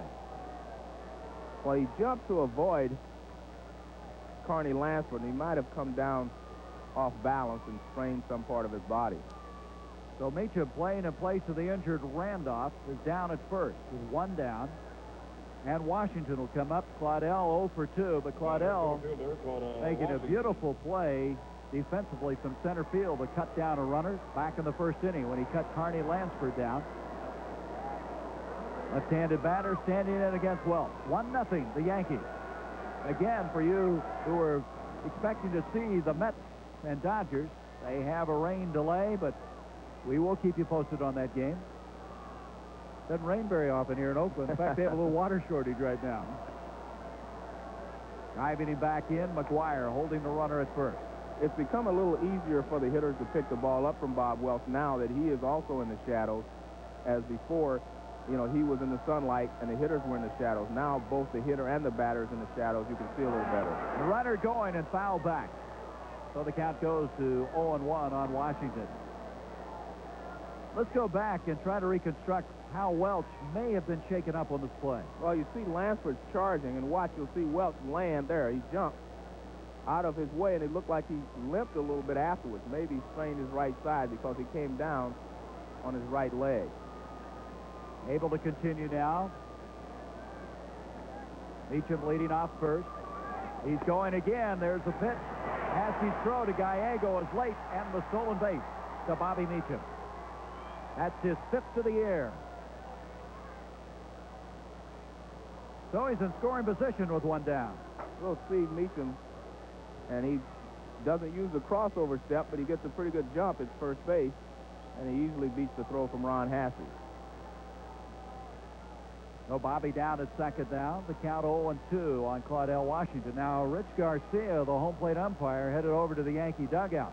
Maybe spotted Billy Martin back there after he tossed him out. Now he's going to tell, I guess, well, what is this? He and Clark are discussing something. Here he goes. Discussion going on. That's Santana. Clete Boyer, number 6, is the acting manager. Somebody got Garcia's attention. And I don't really understand why. Well, Boyer, with that familiar number 6 on the back of his uniform, now in place of Billy Martin coming out trying to smooth some feathers. Well, Garcia's smiling, so evidently things are okay.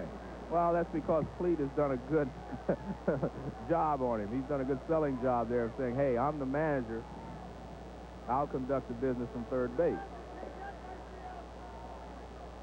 So the homecoming for Billy Martin was short-lived here. He is in the shower right now, or at least somewhere out of sight. 0-2 now to Claudell Washington. Meacham at second. Just misses, then the count goes 1-2.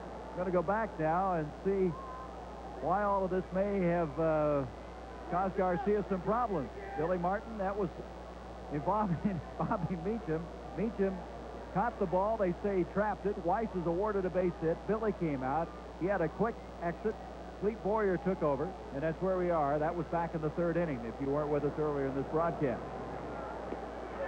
Stay around. We've had some things happen. There's a swinging 3rd strike. Washington is registered as the 2nd out, and that'll bring up Jack Clark, who's 0 for 2. But I also must add to the viewers who were not with us, really Billy Martin had an argument because Bobby Meacham did catch the ball, but it was called a trap, and Billy was very upset. Understand that game in Shea now. The Mets, who have lost 4 of 6 at home, now lead that one 2-0 against the Dodgers. And Tony La Russa has come out to check Bob Welch again. The last thing he wants to do is have Bob Welch pitching with something bothering him because it can put a strain on his arm, and he can be out for the whole season and possibly ruin his career. So La Russa is very, upset about the fact that he's not sure of whether Welch is 100% or not. He wants him only to pitch if he's 100%, and that's why he came out to check with Bob Welch one more time. I tell you, you better be 100% with this guy at the plate, Jack Clark. Clark grounded out, fly to right. Well, the A's bullpen has been magnificent. They lead the majors with 24 saves, but nobody up and warming up right now. There's Meacham at second. Fastball strike. And again, he hits the outside corner with the fastball. And he's been able to do that all night. Jack looking around. Boy, this guy is tough. He's tough mentally, and he is playing well in the New York area. And hopefully here tonight, he hopes in Oakland and evens it at 1-1. I think you hit the nail on the head. He is tough mentally. And that's what it takes to be a good, strong slugger, because Jack will strike out a lot, but he doesn't let it get him down. He is a tough competitor. If he can stay healthy, missing 268 games in the last 4 years. You wonder what would have happened if he had been healthy in the World Series. 1-1 now from Welch. Got a piece of it, and the count goes to 1-2. But again, it was not a pitch that Jack could really handle well. Fastball on the outside corner, or maybe a little off, but Welch is staying out there consistently. Talking to Clark, as you look at it again. We'll get a look at it, as you see, right out on the outside corner again. And that is something different from the way Bob Welch pitched in the National League. He would pitch inside and out. So far tonight, he stayed on the outside corner. Just misses. That brings up a good point, Joe. As you look at the National League, they will pitch you tight more than they do in the American League. Right, they do use the fastball inside a lot more. And Bob Welch did the same thing. But I guess changing league, he's changing his style. 2 balls, 2 strikes on Clark, and it's full now at 3-2. And all of a sudden, on that pitch, you saw Jack Clark go out to get the fastball. And that's what Dave Winfield finally did. You stay away, away, away, and eventually the hitter will have to go out there to get the ball because he knows you're not coming inside. Now, Clark has walked 37 times. That's second in the American League. Only Wade Boggs has walked more. I think if Bob Welch throws a fastball inside, he may hit Jack Clark on the arm because Jack's going out to get this pitch. 2 out. The runner at second. Meacham will be moving on the 3-2. And now we back out as Clark gets some dirt on the hands and Welch backs off the rubber.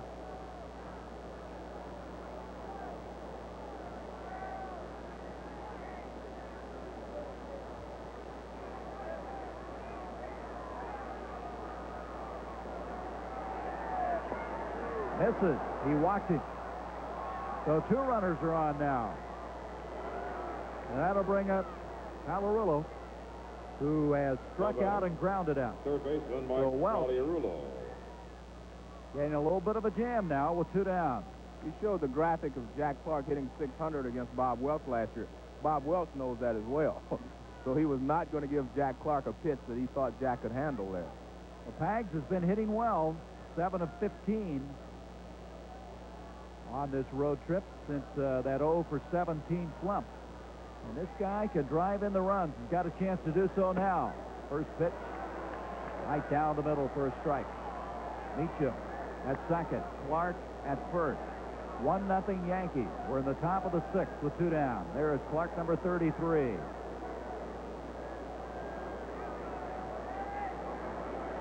Welch throwing hard, misses on this one. It evens at 1. Some viewers may wonder, why would he walk Jack Clark, a right-handed hitter, to get to Pags, a left-handed hitter who's hitting very well? Well, he knows what Jack Clark can do with his fastball. He is not convinced yet that, Pags can handle him. And until he convinces him, he will pitch around Jack Clark. Fly ball foul down the left field line. Well, last year, this guy led the Yankees in home runs with 32. He did strike out 111 times. Earlier this year, he had 7 RBIs in a game against the Texas Rangers, a career high. And right now, he'd like to pick up 2 more. 2 out, 1-2 pitch. 2-2. Welch throwing hard right now, has still no activity in the A's bullpen. When a pitcher like Bob Welch gets in trouble, he's going to go to his best pitch. His best pitch is his fastball, and that's what he's using on Pags right now. He's not going to get beat with his second best pitch. 2-2 from Welch. And it's full, so the second consecutive batter now. He's run the count full. He lost Clark, and now Palarulo with a 3-2 and 2 out. And Dave Winfield on deck.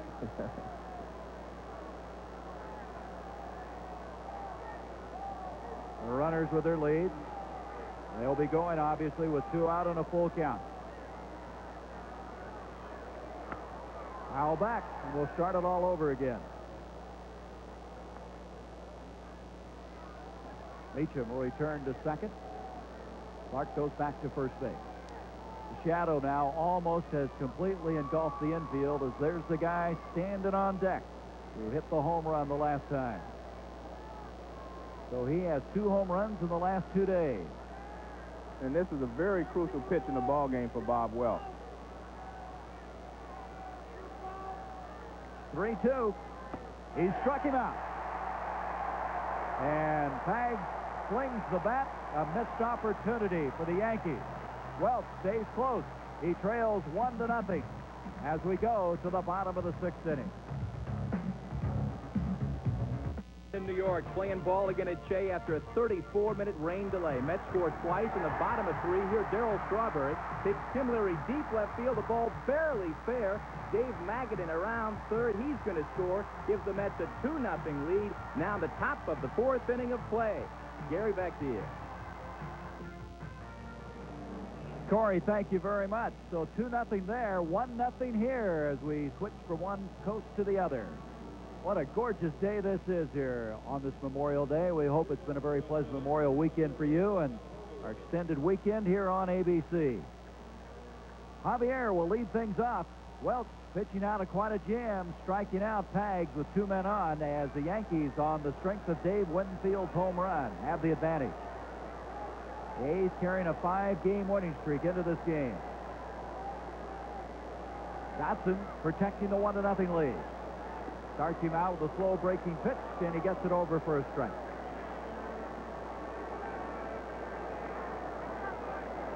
Javier to be followed by Canseco and Parker. Rounded foul, and the count goes to 0-2. As you see, the 2 pitchers, they're almost complete opposites. Rich Dotson's best pitches are his slow curveball and his changeup. So he uses those 2 pitches effectively. Bob Welch's best pitch is his fastball. So you're seeing really from one side of the spectrum to the other. But they both get the job done. Dotson with a 5-1 record. 0-2 pitch misses. Dotson on that 83 team with the White Sox was 22-7, but he was bested by a teammate, Lamar Hoyt, who was the Cy Young Award winner when Tony La Russa was the manager. Going for his 100th career win, and did he go around? He did. A strikeout for Dotson. Well, there's never been in the history of the major leagues a man steal 40 bases and hit 40 home runs. Jose Canseco feels he could possibly do it. People think it's going to be more difficult for me to steal 40 bases. I think it's going to be vice versa. I think it's going to be easier for me to steal 40 bases, basically because I've gotten the green light. This year I've stolen 17 bases, and a lot of times I've gotten the red light to steal third. So, you know, I think it's going to be easier to steal 40 than hit 40 home runs.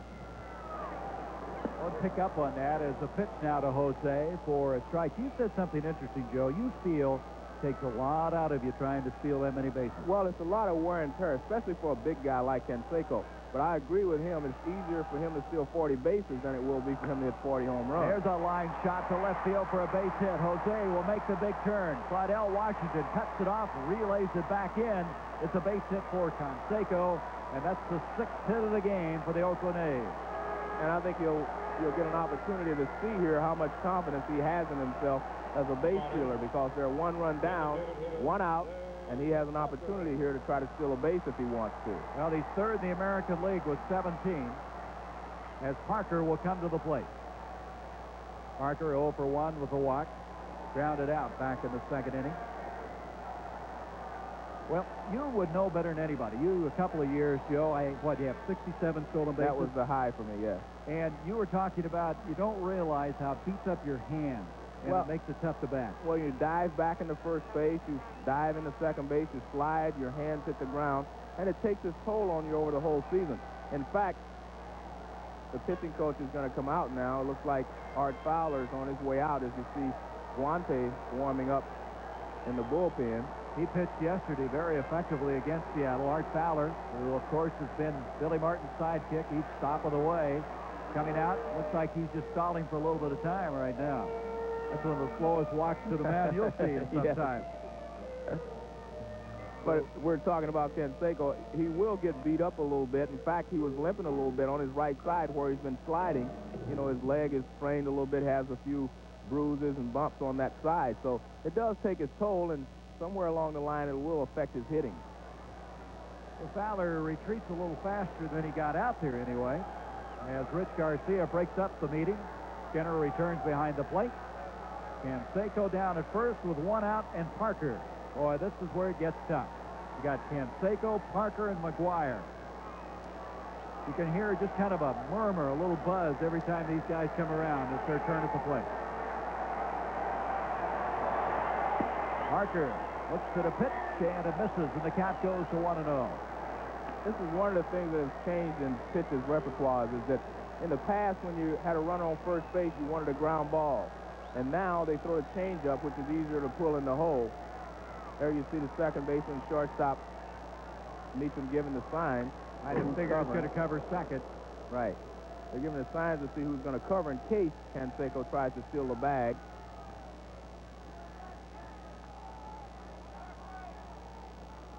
If you get another look at it, you'll see when he gives the sign, if you give the open mouth, that's like saying you cover.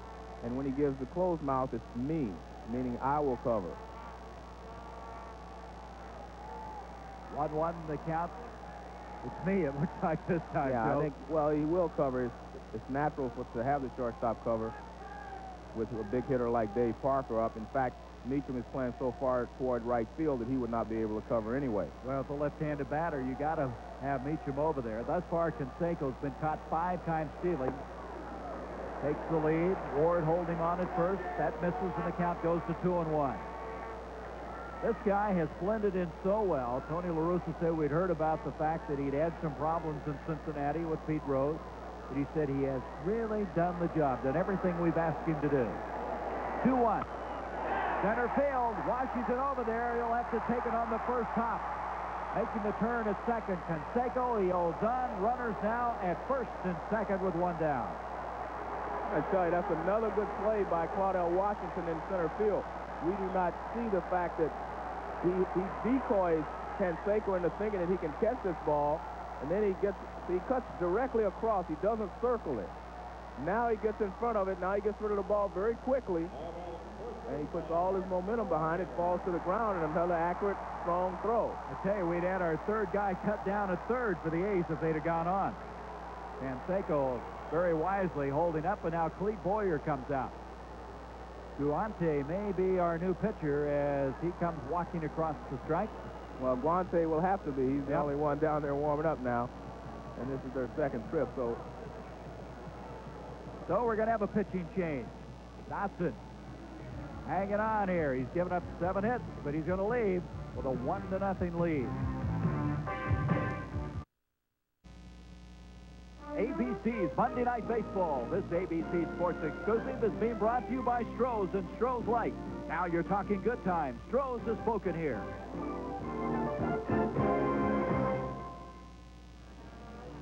So Dotson leads, going 5 of the third innings. He did not allow a run. However, the 2 men on the base paths are his responsibility.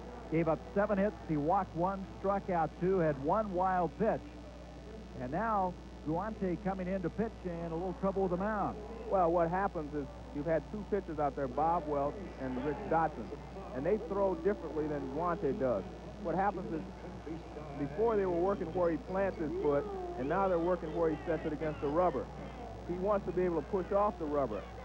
Bob Welch may work from a different part of the rubber so it didn't affect him, but he probably worked from the same point that Rich Dotson did, and Dotson had dug a hole there, and he was not able to push off. So he wanted that filled in, and they've done that. We saw that yesterday for Lee Smith. Now, we want to update you on the game at Shea Stadium. It's now 2-1 in favor of the Mets.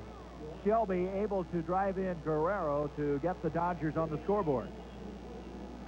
So, to show you what we're talking about, we're going to go back to New York, and we'll watch that scoring play.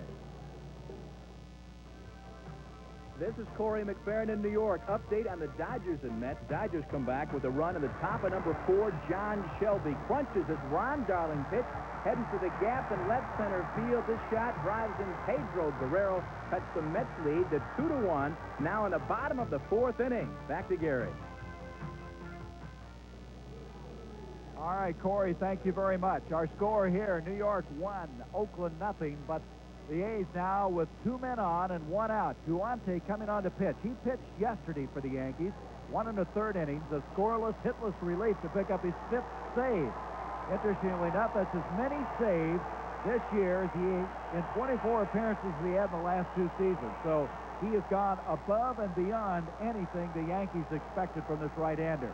From the Dominican Republic, 28-year-old right-hander, and this is who he's got to face. Well, it's come into a ball game, huh? Exactly. Mark McGwire singled and reached on a fielder's choice. 1-0 New York. The tying run at second, the go-ahead run at first, and McGwire, who has 35 RBIs at the plate. There you saw Joe Skinner. He's reminding Cecilio Guante to stop completely so they will not call a balk. It's a good play by the catcher, Skinner.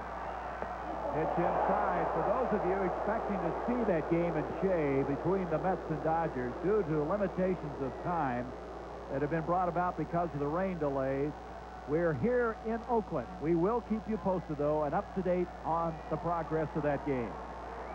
1-0 to McGwire. Canseco at second. Parker at first. Grounded foul. Last week in New York, Guante did a great job in holding the sluggers from the A's at bay while the Yankees held on to win one of the ball games. And actually, he helped put the 0 for 22 that these 2 sluggers went through last week in New York. He helped to do that. So he's faced these guys and done a good job so far this season, meaning Canseco, McGwire, and Parker. He's faced them and done an excellent job. Guante 1-1 on McGwire. He kind of slings the ball a little bit, so he makes it a little tough on the right-hander. Watch, he steps toward third, kind of sidearms the ball a little bit. Right there. Kind of hard to pick it up, isn't it? Right. 2-1 on McGwire. 6'3", 205-pounder. Had an injury-plagued year last season. Pitched in only 16 games. What a difference a year makes for this guy. 2-1.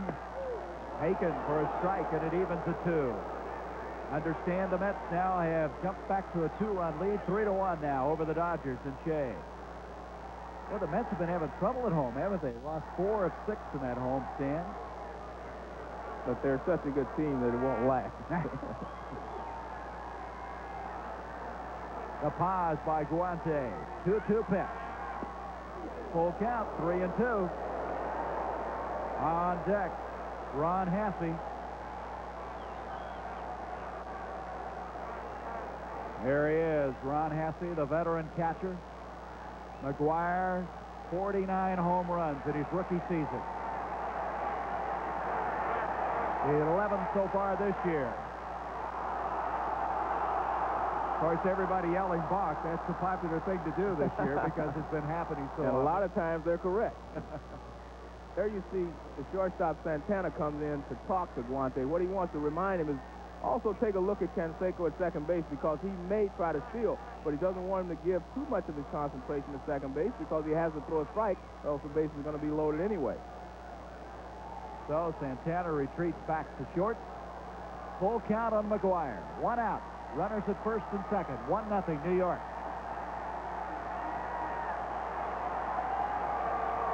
He struck him out. That is a tough pitch. Strikeout. He got strike 2 with a fastball on the inside corner to McGuire, and he got strike 3 with a fastball on the outside corner. That's an excellent job of pitching. See, when you drop down sidearm and you throw a pitch inside, it keeps the guy honest. Now he goes away. You see how Mark McGuire reaches for that ball? He was really protecting the inside from the fastball inside, and he was not able to get to the ball outside. Big number 2 out for the Yankees. Hasse now will try to deliver. This is the kind of situation that Hasse has delivered in so far this season. He is singled earlier and slide to center. Swing and a miss. He was going for that one. That's a good slider from Guante. Guante has a good variety of pitches to use. He can throw sidearm to the right-hander, and which is not, of course, as effective against the left-handed hitter, but he has a good sharp breaking slider that breaks straight down almost that he used against the left-handed hitter, and that's what he did there. This guy came over in a trade from the Pirates in '86, and that trade with Rick Roden. Doug Trabeck, Ryan Fisher, Logan Easley. That's a big trade for both teams. Yes, it was. I think Clete Barrier is coming out. They've decided in the meetings how they want to pitch each one of these hitters in clutch situations. And this is definitely a clutch situation for the Oakland A's. So what Clete Barrier wants to do is re-emphasize what they said in the meeting and make sure that the pitchers pitch that way. Joe, let's update now on some final scores. That ended Minnesota's 8-game winning streak. Incaviglia with his 12th home run, which ties him for the league leadership. 4-1 Cleveland. Franco continues to hit. And look at Pittsburgh, 14-2. Benil, what a year is he having, huh? Swing and a miss. And Hasse's behind now, 0-2. And Guante right now has really momentarily shut this A's team down. Striking out McGuire, trying to finish off the inning.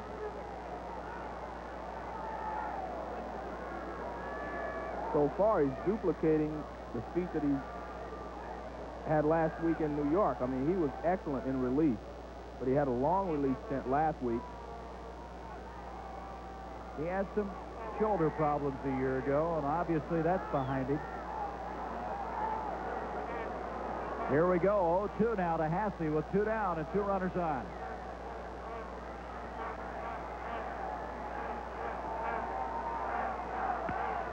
Fly ball, right center field. That ball is going to drop in. Canseco rounds third. He'll score. On his way to third is Parker, an RBI single for Ron Hasse.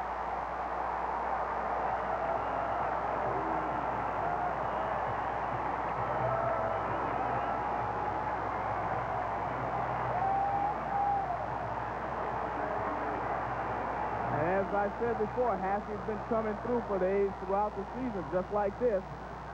And he gets a pitch up. Guante makes a mistake and gets the fastball up, and Hasse lines it in the right center field. He had been keeping the breaking ball down on Hasse, but he made a mistake, got the fastball up, and Hasse took advantage of it. Well, for a guy that was signed as a free agent from the White Sox, Hasse has been a real find. Canseco home with the run, and here's Dave Henderson. Henderson 0 for 2. We're even at 1. And Gary Ward calls timeout to let Guante know that he is not holding Hasse at the bag and don't throw over there. Otherwise, you may throw the ball away, and the A's will get the go-ahead run home. Well, Hasse doesn't run that well, so they will not. As now Parker leads off at third. Henderson had a notion. The pitch misses. It's 1-0. Well, Hasse with 19 RBIs now in the last 21 games. And they've all been clutch RBIs almost, just like that. 2-out base hit. 1-0, and he took something off of that one, and it's 1-1. Parker at third, Hasse at first. 1-1 our score. Bottom of the sixth, 8 hits for the A's, 4 hits for the Yankees.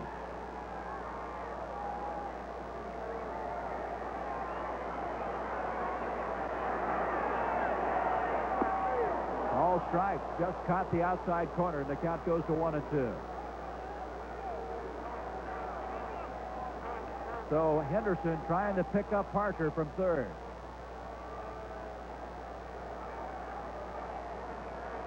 Parker makes his move down the third baseline. Pags is backed up, of course, not holding close to the bag. There he is. Dave's had some problems with the knee, but he had the surgery in the offseason and obviously running a little bit better this year. Well, he was running very well until he ran into a wall in Chicago, and it actually slowed him down for a little while. 1-2 pitch. Popped up. Behind the plate, Skinner way up in the air. And Skinner puts it away, and that puts the A's away. But they come back to tie this one up as Ron Hasse ties it up with an RBI single. The veteran catcher even it up as we have played 6 innings at the Oakland Coliseum.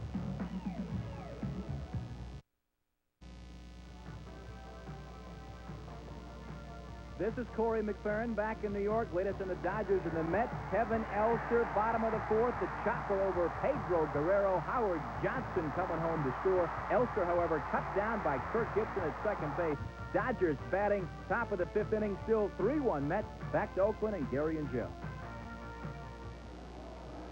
1-1 our score here. The A's picking up their first run on an RBI single by Ron Hasse. And Gallagher had some problems with the foot, it looked like, Joe, when we were making the change at the inning. And then all of a sudden he just goes trotting out the second like there was no problem. Well, I think it's more of a Charlie horse or a muscle spasm there. He was trying to walk it out, and eventually I guess he did because he's staying in the ball game. Winfield will lead things off. Top of the 7th inning.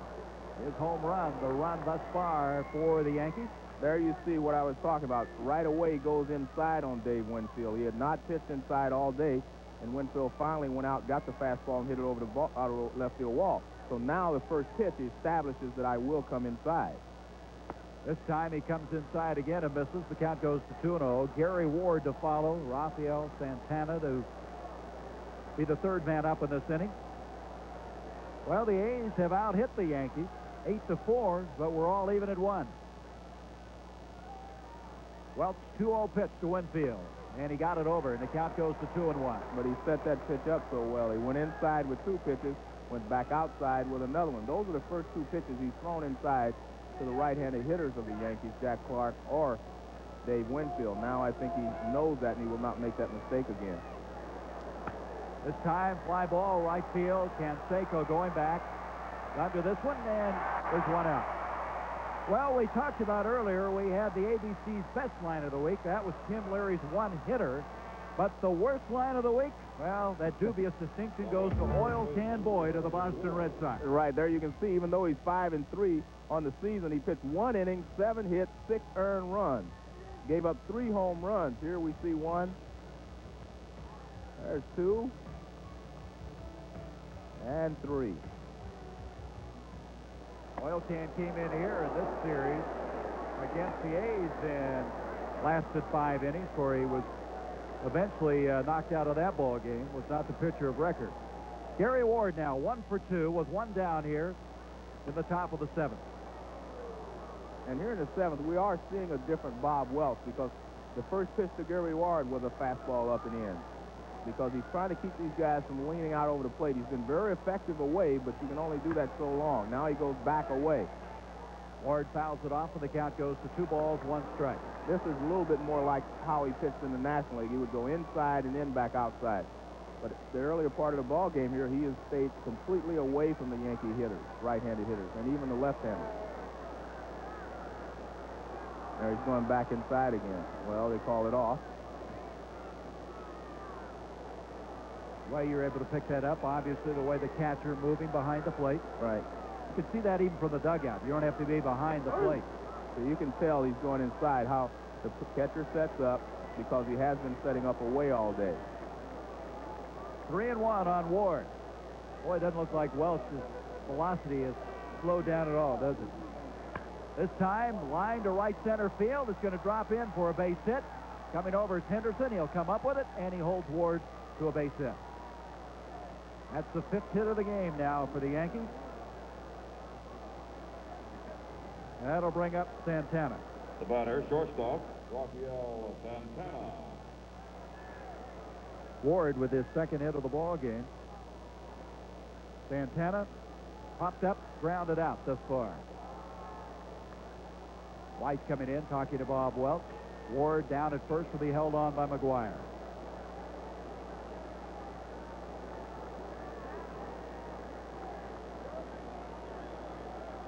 One our score. We're in the top half of the 7th inning. The Yankees with a runner with 1 down. Ward at first. 2 best teams record-wise in baseball, and what could very well be a preview of the American League Championship Series, which you'll see here on ABC. 1 ball, no strikes on Santana. Looks down to Clete Boyer, who not only is the 3rd base coach, but now the acting manager. And we're talking about the 2 changes in the both ball clubs with their pitching staff, and 2 new guys on both staffs have been the key to today's ball game. Rich Dotson for the Yankees, although he's gone now. He pitched a very fine ball game, held the A's at bay. And Bob Welch, an off-season acquisition for the A's, is still in there holding the Yankees down. Pitch to Santana, grounded, first base side, gets into right field. Ward had to hold up so the ball wouldn't hit him. He's at second, hangs on there, and a base hit for Santana, his 1st of the game. That'll bring up Joel Skinner, the catcher, batting 9th in the order. McGuire actually gets looks like a little late start on this ball. And Jerry Ward has to wait and let it go by him, or else he would have been hit by the ground ball and thus been out. So he can only go to second base on the play. So back-to-back hits with 1 down. Skinner, who doubled in the 3rd and flied out to right, comes up.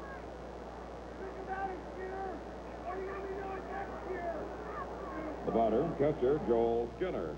Joel Skinner, primarily known for his defensive ability, one of the best arms of any catcher in the league. Coming up with that hit, and as we mentioned on this swing to the west, has been able to hit a home run, and he takes a call strike. They're not holding Santana on at first. McGuire dropping back off the bag. 1 strike, 1 out. We're all even at 1. That'll drop in to the right field side. Canseco comes up throwing, and Ward would have been nailed if he'd have tried to come home on that one. On a line to the cutoff man, McGuire. You talk about 2 right fielders in this game who can get the ball home in a hurry. And also, as we mentioned, Canseco plays a shallow right field, so he was going to have a good shot at throwing Ward out if they would have attempted it, but Clete Boyer's been around a long time. He knows when to stop it. He had no chance whatsoever. So now, 3 consecutive base hits after the leadoff man, Winfield, was erased. And Dave Duncan, the pitching coach, is coming out to the mound. And getting heated in a hurry is a left-hander. That is Rick Honeycutt, who picked up a win in the series against the Red Sox. There he is. His 1st win of the year, and of course the former Dodger, as is Welch. He's up and heating up in a hurry as Welch now in a real jam with 2 on and 1 out.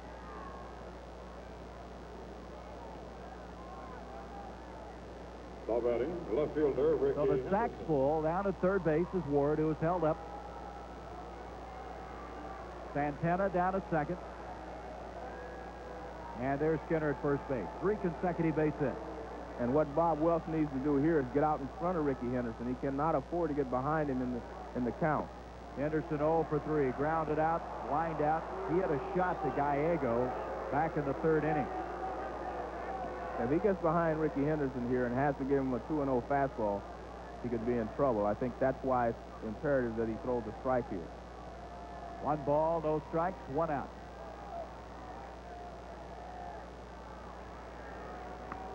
Foul back, and the count evens at 1-1. When Ricky was playing here in Oakland, Joe, he really didn't hit for that much power, did he? He picked that up since he left. Well, he actually started to hit for more power his last year here, but he was injured, so he ended up with like 16 home runs instead of being able to hit over 20. He was starting to show more power here. Billy Williams was the hitting coach, and he worked with him and told Ricky, you can hit 30 home runs if you try, or you work at it. And he did, and he started to hit more home runs before he left. 1-1 pitch, grounded to short. Weiss will go to first. He got him there, but a run scored. He looked like he didn't even take a notion at all to come home with that. It was not hit all that sharply. But Weiss electing to go to first, Ward scoring from third, and the Yankees take a 2-1 lead. Well, the reason he could not come home on the play, he was set up for a double play. See, he's too deep to come home with the play, even though he charged the ball. And if you take any time looking elsewhere with Ricky Henderson running, you will not be able to get him at first. So Weiss made the proper decision. 1 down, 2 down, I should say, and runners now at second and third. Welch continues to throw hard, but misses. Ball 1 to Meacham. Meacham is singled, struck out, and fly to right. Also with a stolen base. Foul back. The count evens at 1-1. Santana down at third. Skinner at second. 2-1 Yankees. 8 hits for the A's. 7 for the Yankees. Bob Welch, who's gone all the way, his counterpart Dotson going 5 1/3 innings before Duante came in relief. Massey has the notion, looks down at third, and the count goes to 2-1. And you're correct. Bob Welch is still throwing very hard.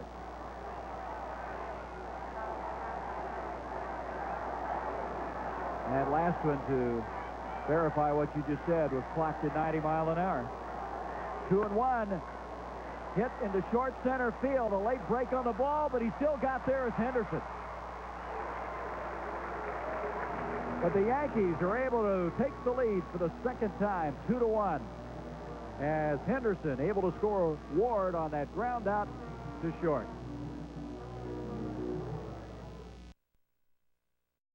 For the 2-1 lead. Well, we've got a couple of players in this game, Joe Morgan, that have books. This one, of course, many people familiar with, Dave Winfield's book, A Player's Life, which has caused a little bit of controversy in the New York area.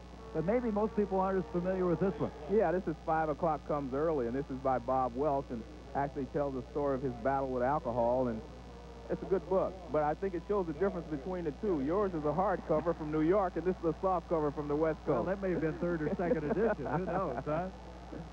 Well, we've got a pinch hitter coming up for the A's. This is Doug Jennings. Jennings has 3 pinch hits this year for Oakland to lead him in that department. Yesterday, driving in a run, his 7th RBI. So he'll lead things off here in the bottom of the 7th. His team down again by 1 run. Duante, who came in relief of Dotson, striking out McGuire, giving up a base hit to Hasse for, at that time, the tying run. Then he got Henderson to pop up. Wags moving in on the grass at third. Jennings does not run all that well, but he has had a very fine minor league career. Last year in Midland, Texas, hit 30 home runs and really wore out the Cactus League. Well, he's been a pleasant surprise for the A's. He's had a couple of real crucial pinch hits for us. 1 strike, now 2, 0-2. Weiss due up next. One of the tough things about Guante is his motion. He kind of sets himself. He gets in a position to throw the ball, but then he doesn't throw it, and he releases it late.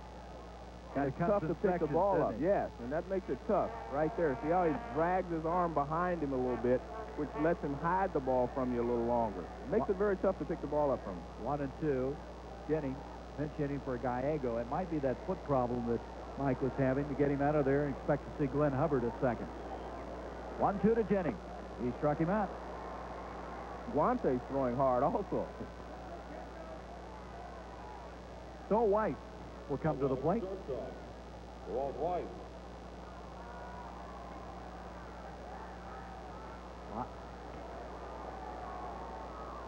Weiss thus far in this ball game, 0 for 2. There's the final. Well, I tell you, the Cubs are scoring a lot of runs, aren't they? They're starting to play pretty well. Foul back by White, and the count goes to 1 strike. There was one we gave you earlier, the Twins. That broke an 8-game winning streak. Now, these A's will head to the East and the Midwest. They'll go to Minnesota next. Swindell, by the way, the winner in that ball game. He's the first 10-game winner this season of the majors. Cleveland is hanging in there. Looked like they, after an early start, was going to fade, but they've come back and played very well. Well, they've done an excellent job, as you mentioned, Swindell pitching. They've always been able to score runs. Now they're getting some pitching.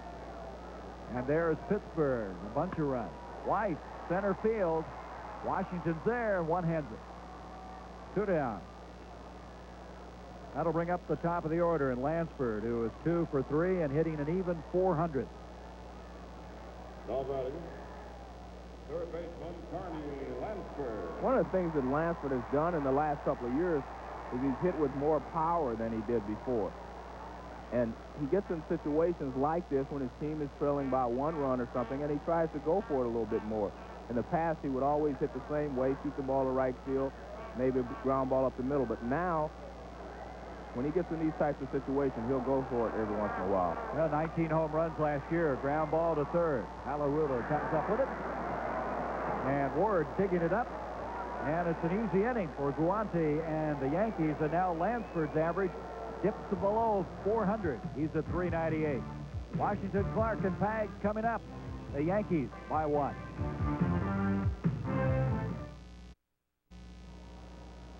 As anticipated, Glenn Hubbard comes in at second base for Gallego, who is pinch hit for by Doug Jennings, as Bob Welch continues on the mound, trailing 2-1. Washington, Clark, and Paliarulo coming up for the Yankees here in the top of the 8th inning. Washington swinging through that one. He is 0 for 3 with 1 strikeout in the 6th. Activity now in the Yankee bullpen. And that's Rag to go with Tag. There's a swinging strike 2 for Washington. Dave Righetti. I heard he was having, there was some rumor of some problems with his arm. Well, I think so, but it also probably points out how badly Billy Martin wants to win this ball game. Washington, ground ball. McGuire can't get it. Hubbard does, and goes to first. Hubbard covers a lot of ground.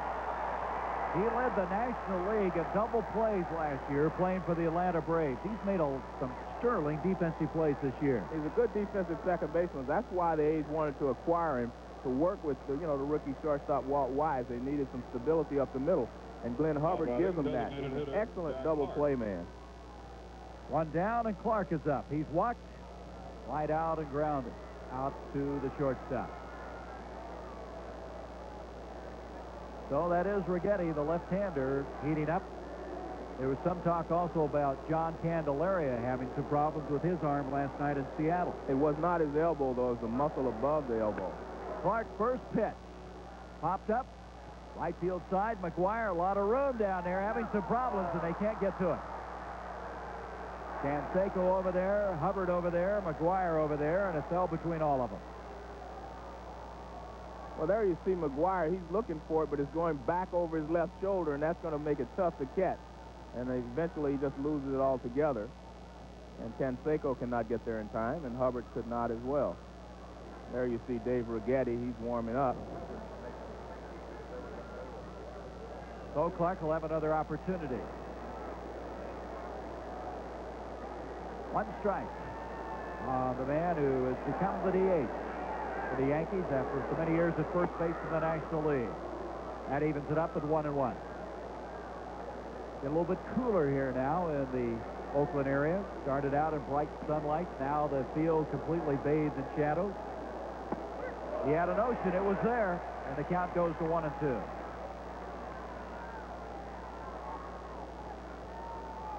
A lot of people talk about making the adjustment to the DH. Parker is telling me he does a lot of stretching exercises to get ready between at-bats. He struck him out. And that's what Bob Welch has done so well tonight. He stayed away from Jack Clark. And we'll get a look at another. This looks like a changeup or some type of breaking ball. This is not the fastball. There you see that's a changeup. He grabbed it deep in his palm. It was a changeup, and Jack chased it. 5th strikeout for Bob Welch. Colorillo now coming up. He has struck out twice himself and grounded out.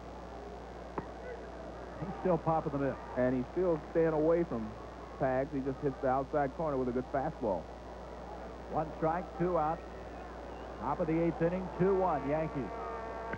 Grounded over the mound. That'll hit into center field for a base hit.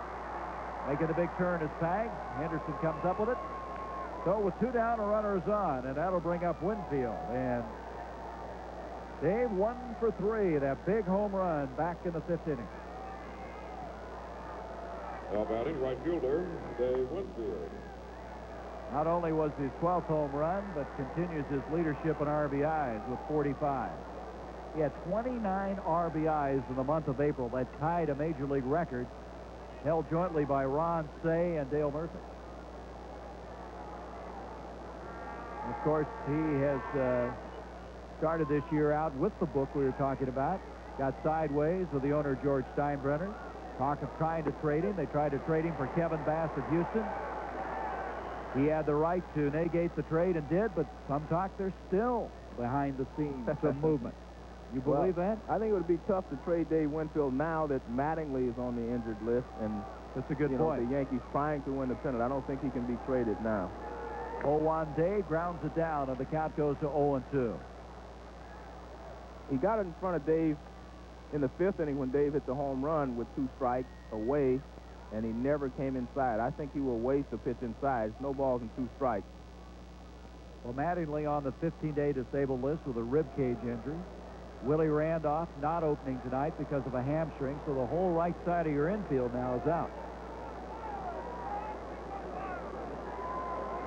And they're still winning, Joe, so they're patched it together thus far. There's an excuse-me swing, protection-type swing, and it stays at 0-2. No, but that was a pitch that I knew he was going to throw. Fastball up and in.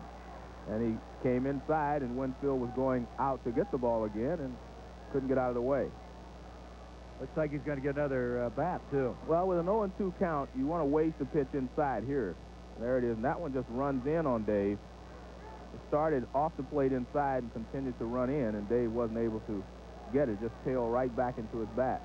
I don't know if you ever got a chance, Joe, to see this guy play basketball. I did when he was at the University of Minnesota. 6'6" guard. Could play very well in the open court. Played on a very good team at the University of Minnesota, out of high school in St. Paul. Drafted by Atlanta, the NBA. Drafted by the NFL. #1 draft pick of the Padres. Never played a minute in the minor leagues. Went right to the majors. Sounds like he was a good athlete. And still is, probably. He can probably still shoot the hoop. He's a big basketball fan. 0-2 now to Winfield. 2 outs, the runner leading at first. He struck him out. That's 6 strikeouts now for Welch. So Bob Welch, still down by 1, will return to the Oakland Alameda County Coliseum after a word from our local station. And as now, he uses the high fastball for his strikeout. So Bob Welch certainly making quite an impression in his rookie year, continuing on to play so well. The Yankees now with a pitching change. The left-hander Dave Righetti is coming on, replacing Guante, who went 1 2/3 innings, allowing no runs, 1 hit, struck out 2, didn't walk anybody. There's the numbers on the left-hander. And Righetti starts off Dave Henderson with a strike. It surprises me a little bit. I would think, I would have thought they would have waited till the bottom of the 9th inning to bring Righetti in, but maybe he wants to let him have the feel of the mound before. I said Henderson has Javier, and it's lined to right, and there he is. Dave Winfield doing it all, throwing out runners, hitting a home run, and this time with a diving catch on Stan Javier, the switch hitter, batting right-handed. 1 up, 1 down. This guy's doing it all. Well, he is a good player, and you said it early. He is a complete player. Javier does a good job and lines the ball to right field, but Winfield got a good jump on it, and he makes the catch. Righetti getting some help, but Righetti has played very well. He pitched 1 2/3 innings Tuesday, giving up 2 hits but no runs. For his 5th straight save, there's Canseco fouling 1 straight back. He has singled, scored a run, grounded out, and called out on strike. He was looking for that 1 swing to tie this one up. And this is one of those real traditional confrontations. Power pitcher against a power hitter. Everything Righetti throws is hard. So he's a true power pitcher. 29-year-old left-hander from San Jose. Canseco, 0-1 pitch. Foul back, and he's taking his cut. And he's challenged him with 2 fastballs, and Canseco's had 2 good cuts. I think he's going to have to mix in a slider here or something. Understand the latest on the game from Shea. The Mets leading the Dodgers 3-1, bottom of the 6th. Righetti, of course, set a major league record for saves in '86 with 46.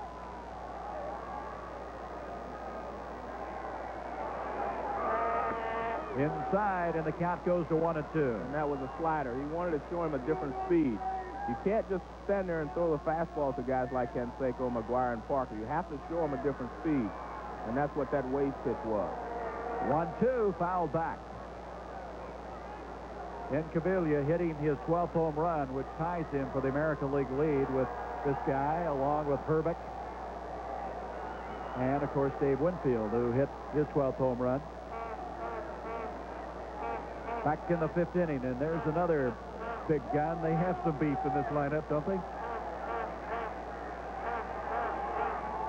1-2 now with 1 out on Canseco. Righetti's delivery bounced it up there, and Skinner trying to locate it. He looked like that was more of a changeup or something. He wanted to show him another speed, and he held on to it a little too long. We'll see here. Yeah, he's holding on to it a little too long. I think he was trying to throw him a changeup or maybe a split finger. It looked like he was grasping it a little differently than he was before. Skinner's okay, I guess, shaking it off. 2-2 now on Canseco. Parker due up next. Going to go with a fastball away.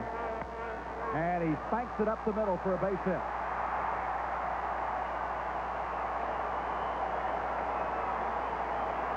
So 1 on and 1 down, and that brings up Parker, who is singled, walked, and grounded out.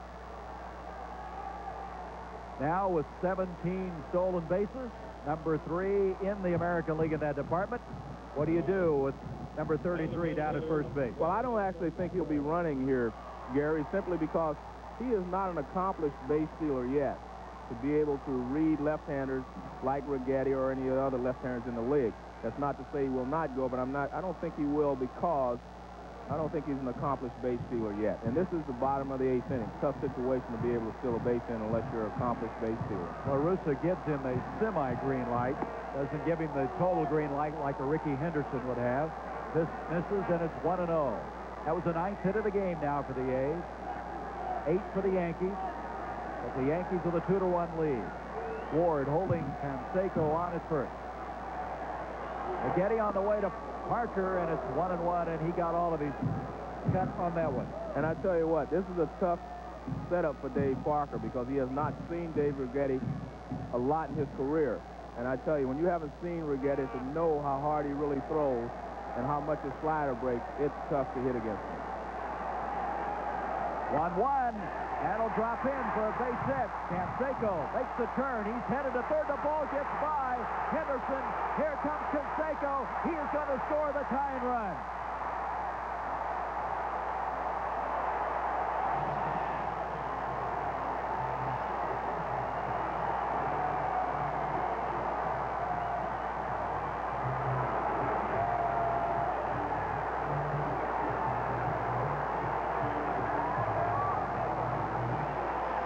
Let's go back and reconstruct this one. The high fastball out over the plate. He tried to get the ball in on Dave, and he didn't. He got it out over the plate, and Dave slashed it into left center field. Ricky Henderson ran past it, and a good play by Claudell Washington backing up to keep Dave Parker from going to third, but he cannot keep Canseco from scoring. Well, Canseco can run, obviously. He's the best athlete possibly on this team, and so when he saw Henderson bobble that ball, he just put it into overdrive. He's tied it up. Parker ends up at second base. And Santana comes in to talk to Righetti. I think he's probably been signaled from the dugout to go in and talk to him because first base is open. So it's a hit and an error, Joe. Second error of the ball game against the Yankees. Now they've decided to walk him. They're going to intentionally put McGuire on with Hasse due up next. So it's all even at 2. 10th hit of the ball game for Oakland, and Parker with his second back-to-back single. So they'll put McGuire at first, and we're going to have a pinch hitter. Don Baylor's going to come on. So the veteran, Don Baylor, will pinch hit for Hasse as McGuire goes down to first.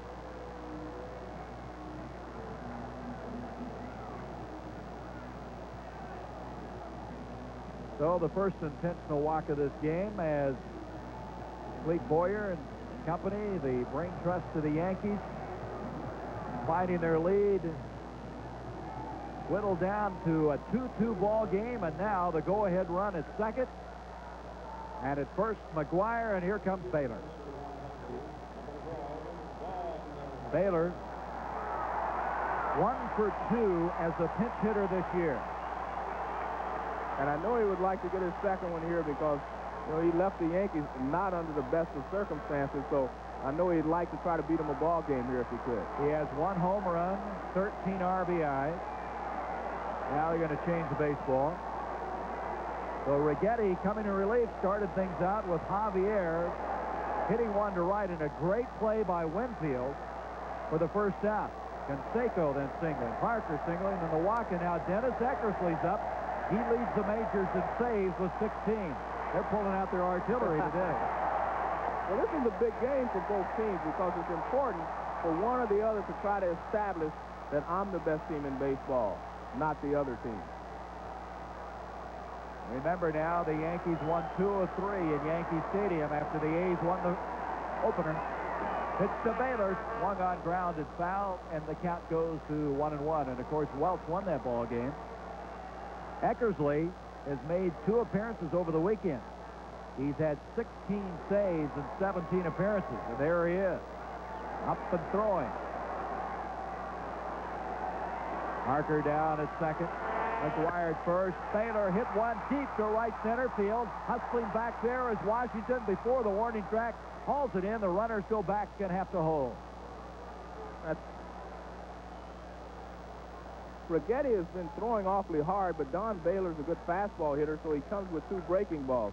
And we get another look at the slider here. There, see his breaking ball's away, and Baylor goes the other way with it.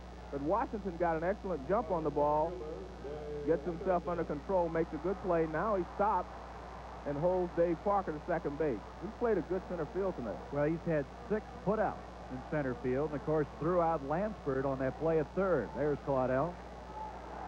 And that brings up Henderson. 2 down, 2 on. Boy, he was late on that one. Righetti just threw that one by him. Henderson 0 for 3 in the ball game. You'll get to see how 2 types of hitters swing the bat. Dave Henderson kind of sweeps the bat a little more, so Dave Righetti probably feels he cannot catch up with his fastball. Don Baylor snaps the bat, and he can catch up with the fastball. I think we'll see more fastballs to Dave Henderson, whereas we saw the sliders to Don Baylor. Righetti checks the runners, not being held on at first. He's high with a pitch, and the count evens at 1-1. And that's a smart pitcher there. Henderson chased the first high fastball. Just give him another chance to chase it. Henderson didn't bite.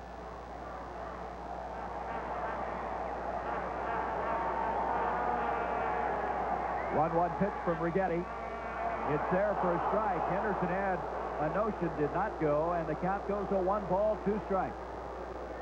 2-2 our score. 10 hits for the A's, 8 for the Yankees. However, the Yankees have committed 2 errors in this ball game. And the one by Henderson allowed Canseco to come home with a tying run.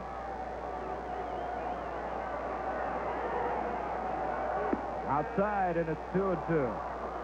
Glenn Hubbard is on deck. Of course, he replaced Gallego in the previous inning when Mike was having some problems with his foot.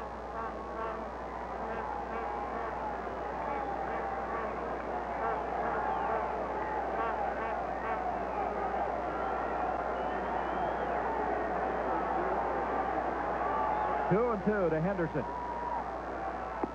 And it's full, and everybody's going to be moving now. 2 out, 3-2 on Henderson. And we're back in the same situation that Bob Welch was in on a 3-2 count to Pags earlier in the ball game. You have to go at your best pitch. I think you'll see Dave Righetti fire the fastball and hope to be able to throw it by Dave Henderson. Big pitch in this ball game. There's the fastball. Fouls it back, so we'll do it again. This capacity crowd, third consecutive day they've had a sellout here. They're about 137,000 ahead of last year attendance-wise. They're talking over 2 million here in the Coliseum before the season's over. Dave Righetti has one of the best fastballs in the major leagues, and he's going to give him out with another fastball. He's going to try to anyway. 3-2, runners going, and it's popped up behind the plate. Skinner coming over, Ward coming over. It's near the Yankee dugout, and Ward puts it away. But we're even at 2, as we have now played through 8 innings. We'll return to the Oakland Alameda County Coliseum after this message and a word from our local station.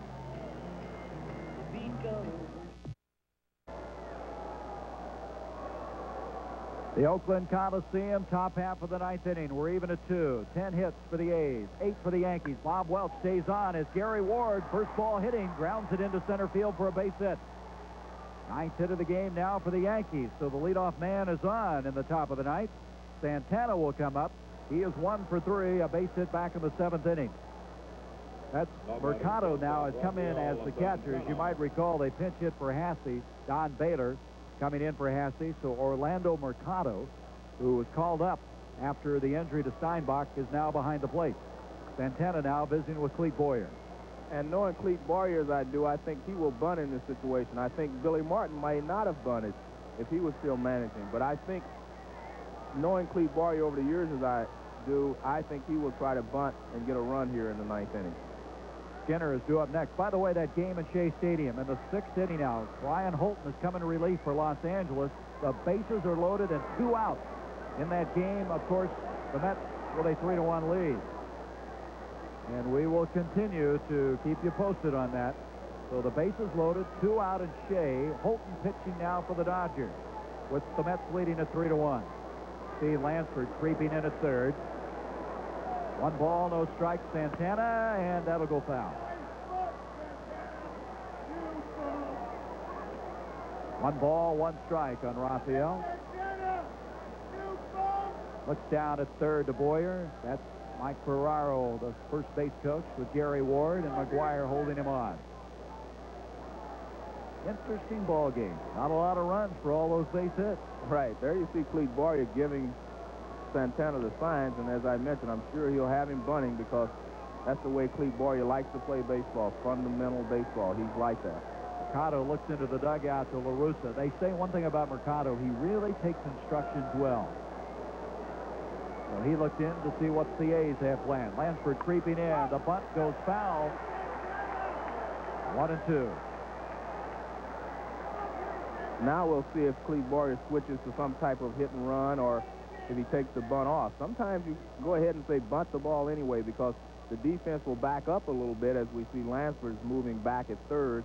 He's not quite as close as he was before, and you don't have to make as good a bunt. You just have to put the ball in play. Well, last night, Santana had a sacrifice bunt. It was the first sacrifice bunt they'd had in 19 games. He's going to try it with 2 strikes. Right. And he takes it. It's inside, and it's 2-2. So Santana looks down at third. You got to wonder now if you're Lansford down at third, huh? Right, but I see Clete Boyer's not doing anything, and usually you have to take the bunt off. So I would say he will be bunting again. So the bunt's usually on until you take it off. Yes, he's bunting again. He bunts it out in front. Going to second is Welch, and they got the lead man, and they got a double play.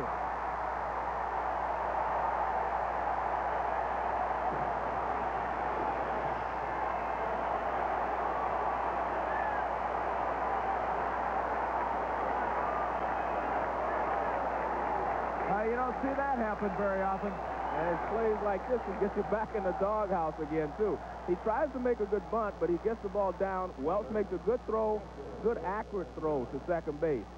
There you see Weiss comes across, turns it, double play. 1-6 to 3.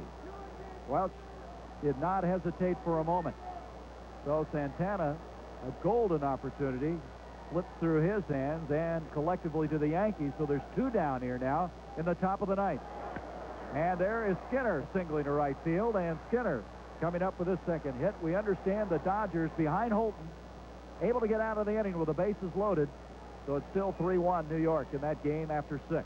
And there you see what drives managers crazy. If he would have been able to get the bunt over, Santana would have been able to get the bunt down. Skinner singles to right. They could have a lead now. Instead, they have 2 outs and a runner at first base. So Ricky Henderson will come up, the top of the order. Ricky 0 for 4. He's grounded out 3 times to short. Managers can put the signs down, make everything happen, but the players have to execute. 2 out, the top of the 9th. Welch trying to finish this one off and then hope he can get some runs from his teammates in the bottom of the 9th inning.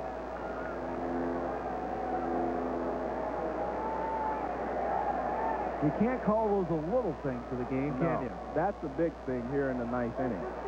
In a close ball game, the ones that make the fewest mistakes are the one that wins close ball games. There's Henderson with a base hit. In the corner, coming up is Javier, going all the way to third is Skinner, and he runs very well for a catcher. And down to second on the throw goes Ricky Henderson. So all of a sudden, with 2 out after that double play on the bunt, the Yankees are still battling back. Henderson lines the ball in the left field. The throw should go to second base. First of all, the guy going to third is not a threat. Javier should have come up and thrown to second base to hold Ricky Henderson to a single. But he tries to throw to third. He has no chance to get the runner there. Skinner slides in safely, and on the throw, Henderson goes down to second base. Now there are 2 runners in scoring position.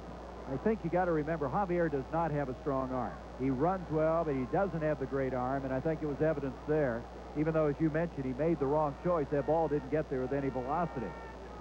So now, Rick Honeycutt and Eric Plunk are in the bullpen now, throwing for Oakland. Honeycutt, the left-hander, Plunk, the right-hander, as Bob Welch looked like he was going to close this one out with 2 out. And all of a sudden, a single by Skinner. Henderson singles, goes to second on the throw. 2 on and 2 out, and here comes Bobby Meacham, who has 1 base hit in the ball game. And again, the Yankees have 3 base hits in 1 inning without scoring a run so far. LaRussa now motioning to move Canseco a little over in right. Skinner impressed me with the way he got to third base on that play. He runs well. You didn't expect the catcher to get over that quickly. He is over there at third. Meacham, 1 ball, no strike.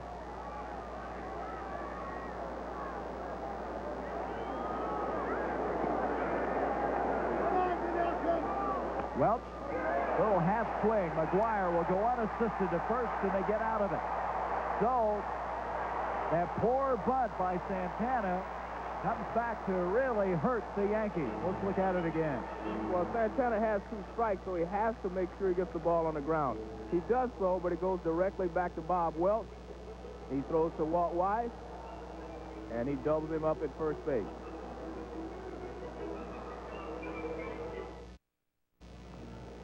Well, the Yankees had 9 hits in the top of the inning, still did not score. They have 11 for the game. It's all even at 2 as Rigetti now will try to send this one into extra innings, as the A's will have Hubbard and Weiss leading things off. Then the top of the order, Lansford. Dave Rigetti coming in relief. Got out of a jam in the last inning. Boy, you look back on that. Santana, the double play, and then what follows after that? Skinner singles, Henderson singles, and as you said, that drives managers crazy. And it happens that way a lot of times. A guy cannot execute, and the next 2 guys come up and do their job. So Hubbard, who came on for Gallego at second base, will lead things off. Welch with 136 pitches through 9 innings. 11 hits, walked 1, struck out 6. You wonder, can they continue with Welch if we go 10? Well, I think that's a decision that they're contemplating right now, of whether to go a little longer or not. I personally think that he's probably close to the limit of pitches that they're going to let him throw. Strike call. There you see the face guard that Hubbard, whereas he was hit in the face in spring training by a pitched ball. Jeff Hirsch of the Cubs fractured that cheekbone, grounded to third. Pags will come up with it, and the leadoff man erased here in the bottom of the ninth inning. That'll bring up White.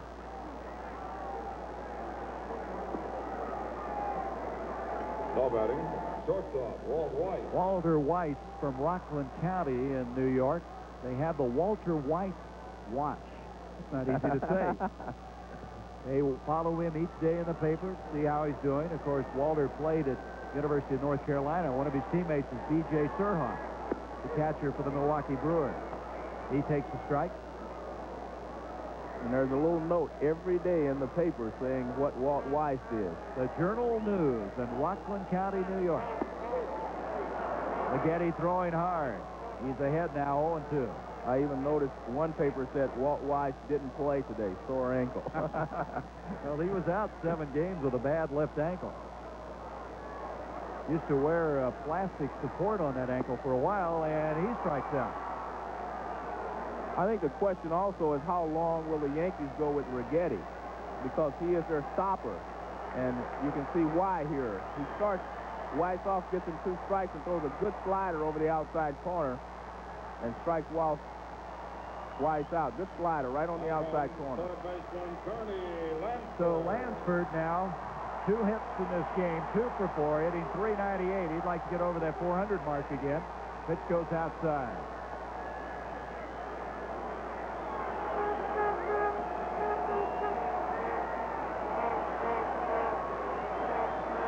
Ligeti again, and it's foul down the right field line, and the count evens at 1-1. Should they continue, Javier would be up next for the A's. I think you'll see Dave Righetti stay away from Carney Lansford. I don't think he'll risk getting a pitch on the inside corner that Carney can jerk out of the ballpark. 1-1 pitch to Carney, and it misses, and the count goes to 2-1. Javier, the switch hitter, batting now from the right-hand side if he gets up. Look at that, career-wise against Righetti. Dave Righetti may be the only guy that he's hitting 200 against or less. 3-1. And here again, I think this pitch will be outside. If Carney wants to swing at it, Dave says go ahead. But I don't think he will risk getting a pitch on the inside part of the plate. 3-1 to Carney, and there is a line shot, center field, base hit, and he goes to 401 for the season with his 3rd hit of the game. So, with 2 out now, Javier comes up. Rene Latchman down at first base. Javier in this game twice has flied to center, struck out, and flied to right. The batter, left fielder, Lansford now has 27 multi-hit games, leading all the majors with 3 hits here today. And he also stole 27 bases last season. He's stolen 8 this year. This is a situation where, see, Carney may try to steal in this situation because there's 2 outs already. Whereas Canseco had Parker and McGuire coming up behind him. He may try to steal a base coming here. up after this if Yes. they get through Javier, and that's what the A's got to be thinking right now. But I think they would give Lansford a shot at trying to steal a base here. I really do. If he can get a good jump on Righetti, I think he'll take it. 1-0 on Javier. Bottom of the ninth, inside, and he's behind 2-0. Now they may put the do not run sign on for 1 pitch to see if Righetti will take the count to 3-0. Very rarely will you steal 2-0 with 2 outs in this situation. Runner not going, and he threw that one by him. He just fired that one by him. 2-1. In my opinion, there's probably only 2 or 3 guys in the A's lineup that can catch up with Righetti's real good fastball. And that's Lansford, Canseco, Parker, and McGuire. Some of the other guys, I'm not sure they can catch up with his fastball. That was registered at 90 miles an hour. That last one grounded. Shortstop, Santana boots it, and they're all going to be safe. This has not been Rafael Santana's night. You know, he made an error in that first loss of the year for the Yankees. Got in the dugout, I should say the doghouse, and he may be back in there again. This is a ground ball in the hole. He doesn't get down on the ball. He has a play at second base, so you could take some chance and round the ball and make sure you make the catch. You don't have to throw to first base. He was going to have a play at second base, and he just did not stay down on the ball. And this is not what Righetti wanted. There's to get Canseco up here in the bottom of the ninth. And with no place to put him, I think that's the tough part. 2 out, 2 on. Bottom of the ninth. There's the guy that counts. He would be the winning run. Canseco, first ball hitting, hits it a mile high into the air. Ward circling around. And we're going to go to extra innings. First ball hitting, Canseco. So Righetti gets out of the jam. We have played 9 innings. 2-2 our score.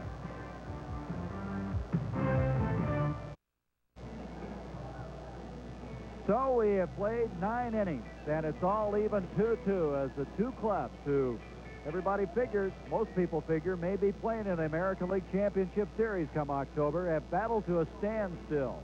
The teams with the best records in baseball, even in runs, even in hits. And a new pitcher now for the A's, and left-hander Rick Honeycutt.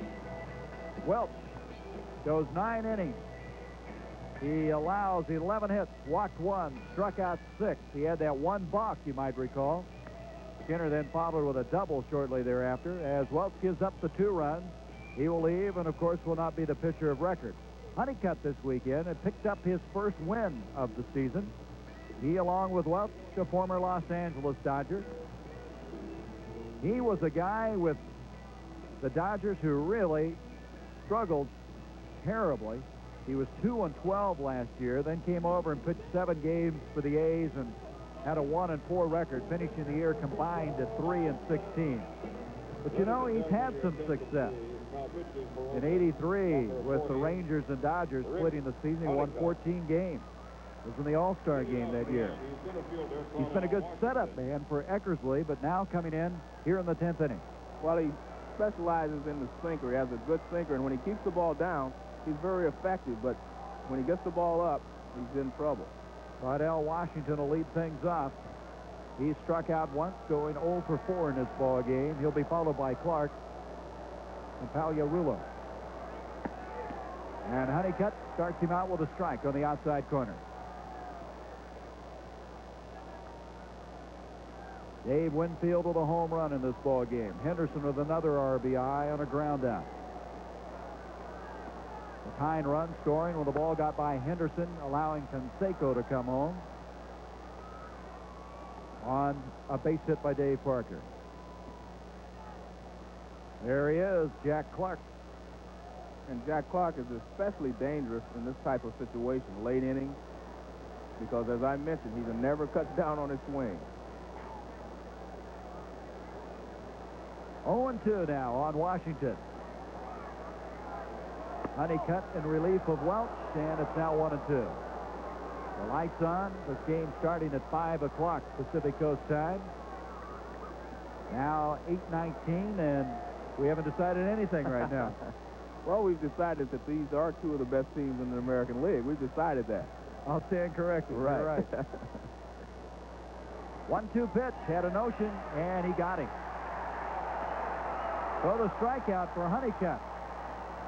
That'll bring up Clark, who struck out back in the 8th. He's walked, grounded out, and flied out. One of the tough things for Claudel Washington is he does not face a lot of left-handed pitchers. And he chases the slider from Honeycutt with 2 strikes. And you can't do that. You'll have to be a little more patient, but he doesn't play against left-handers. Washington sits down, and Clark stands in.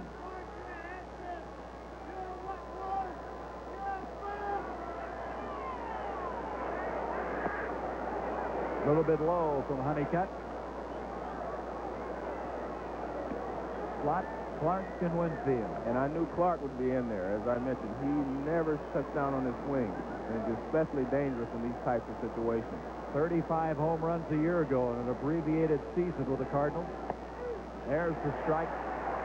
Honeycutt throwing about as hard as Welch, just from the left-hand side. And he's got a little more sink on his ball. He's throwing a little sinker, whereas Welch's fastball kind of rides a little bit, stays up. Honeycutt's fastball sink. A's have Eric Plunk, a right-hander, warming up just in case. And Steve Shields heating up for the Yankees. That makes it now 2-1. And like Welch, he's trying to stay away from Jack Clark. Trying to keep the fastball sinking away.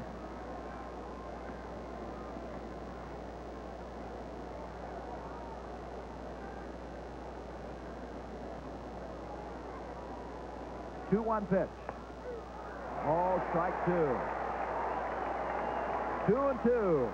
Clark started the year with number 21, then shifted to 33. Steve Shields had that number, and he inherited number 40. This guy can wear any number he wants, right? Any number he wants. Whatever he wants to do. But I tell you, he didn't like that last call because it also puts him in the hole. 2 strikes again. Now he has to go after anything close. So if Honeycutt can make a good pitch, keep it down, he'll get Clark to chase it. 2-2. It's full now at 3-2. That's good discipline there from Jack. So Clark now is run it full with 1 out. Lansford guarding the line down that third base side.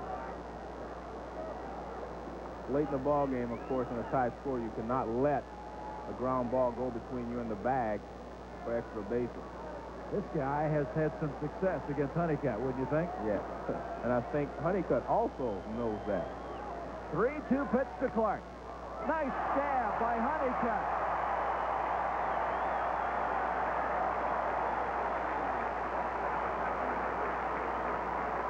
Well, it helps when you can field your position. One of the things that Honeycutt does well is his follow-through gets him into good fielding position. As we see here, he throws a fastball on the outside corner. Clark grounds it back, and there he had his shoulder square to the plate. He was ready to go either way, and he makes a good play. 2 away, and that brings up Tagliarulo.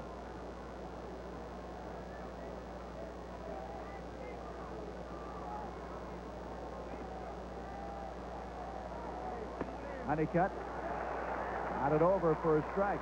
Boy, this bullpen of the A's has been something. They have 24 saves, 7-3 record. A lot of that going to Eckersley, but this guy has not been a slouch either. And Honeycutt grounded first base side. McGuire puts the mitt down, and we're going to the bottom of the 10th. So Rick Honeycutt comes in and shuts them down in order, keeping them even until his mates, he hopes, can get him ahead in the bottom of the 10th.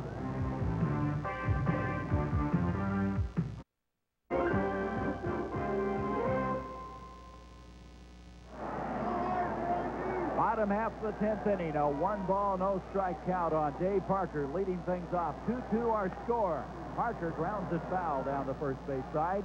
If you're wondering how these two teams have done thus far in extra innings, the A's are 3-1, all of those on the road. They've not had an extra inning game prior to tonight at home. There in the top of the 9th, the Mets still leading 3-1 over the Dodgers.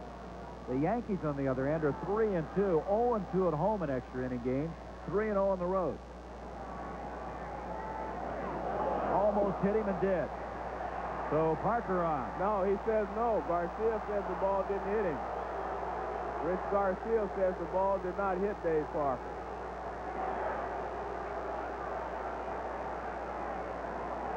Garcia's had one of those nights, hasn't he?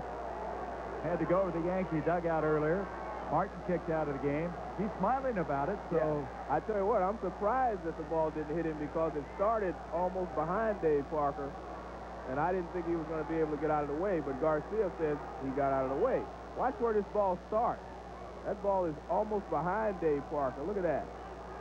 But it looks like Garcia was correct. I think the replay certainly vindicated the home plate umpire. Parker trying to get on somehow. And that's a veteran move there. Yes, it is. 2-1 on the big DH. Now 3-1. Let's look at it once again. But I think it's quite apparent it did not hit Parker. But I think Parker was surprised it didn't hit him because it starts so far inside. And when Righetti throws it, you don't have much time to get out of the way. 3-1, and Parker hits it deep to center. Washington going back in front of the warning track, and that's a long out. That ball was pretty well hit, but the deepest part of this ballpark, 400 feet straight away. And you also mentioned earlier in the ballgame, the ball does not carry well here at night. Using all of it, Wade Boggs hit one on Sunday straightaway center field. And it was obvious that the ball didn't carry well then. It would have gone out in a lot of ballparks. McGuire up. Single. Struck out. Walked. Reached on a fielder's choice. And he fouls that one straight back. Well, I'll tell you one thing. Dave Righetti fears no one with his fastball. He goes right after these big guys, Canseco and now McGuire and Parker. He says, if you can hit my fastball, hit it. He's coming right after him. McGuire on a 0-1 pitch, high. Now go back to that drive to center by Parker. The bench thought maybe that ball was headed for something bigger and better, but it was just a long out. Parker's saying that would have gone out in Cincinnati last year. It probably would have. 1-2, McGuire. Boy, Righetti is right in the teeth of this team right now, isn't he? But he's got Parker, and now he's facing McGuire in ahead 1-2. He's doing a good job of wading through him. I think this will be Righetti's last inning if he can get out of this. Take something off of that. The breaking pitch evens at 2-2. Mercado is due next. Orlando Mercado, who replaced Passy behind the plate. One out, nobody on. Bottom of the 10th. 2-2. High pop-up, first base side. Ward drifting into foul territory, backpedaling. Whoa, that was a close one. Almost did not get to it. There's 2 down. Yesterday, with the wind blowing, that was an adventure. Well, he made it an adventure there. I think he misjudged the ball, actually, because he was... Anytime you have to backpedal like this, that means you misjudged the ball. You should have been going backwards sideways instead of backpedaling. John Shelby has hit a home run for the Dodgers at Shea. They've cut the Mets lead 3-2 in the ninth. Mercado, he hit that home run just right after being called up in his first start for the A's. And he looks at a strike. Well, looking to the Yankees, the 11th, guess who leads off? Dave Winfield. Outside, and the count goes to 1-1. It'll be Winfield, Ward, and Santana. And there's the guy who's hit the home run, made a brilliant throw and catch in right field. That ball hit pretty well left center field, but Washington over there, and we're going to go to the 11th inning. Still 2-2 as Claudell Washington been very busy, but this guy, Righetti, going right into the meat of the order, continues to keep the A's from scoring.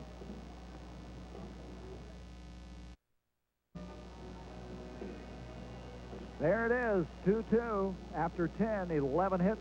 The Yankees committing 3 errors in this ball game, as now the A's come in with Eric Plunk, a former Yankee, a right-hander. He came over to Oakland in that Ricky Henderson trade back in '84 when Jay Howe, Jose Rijo, and Stan Javier joined Plunk.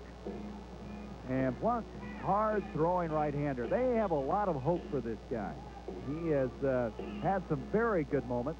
24-year-old from Bellflower, California.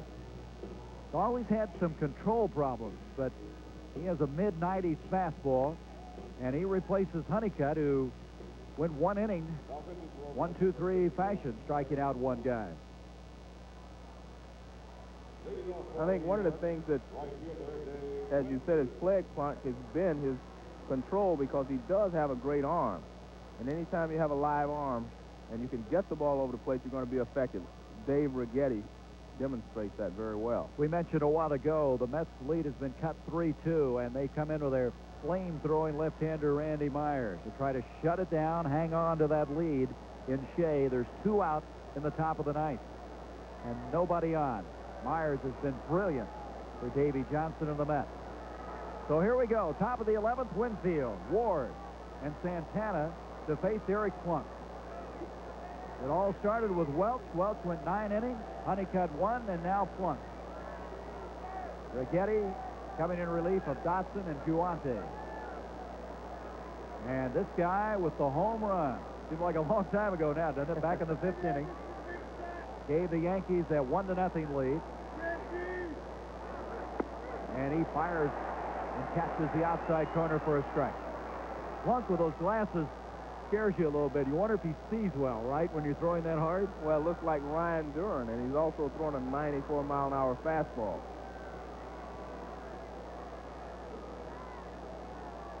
Ryan Dern, what did he do? Throw it to the net a couple of times. The backstop to let you know he couldn't see. There's a fly ball, right field. Canseco's there, and that's a big out. The leadoff man, Winfield, here in the top of the 11th inning.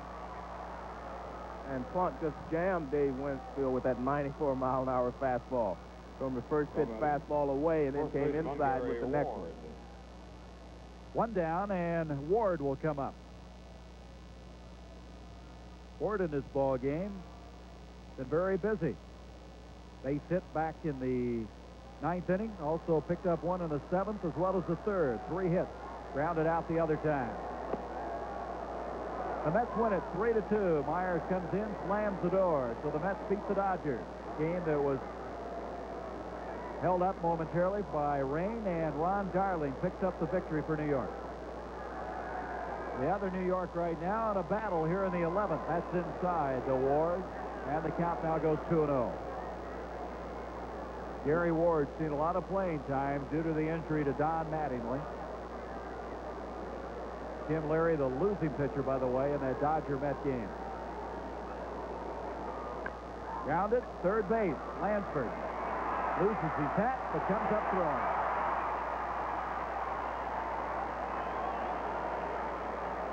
Santana due up next.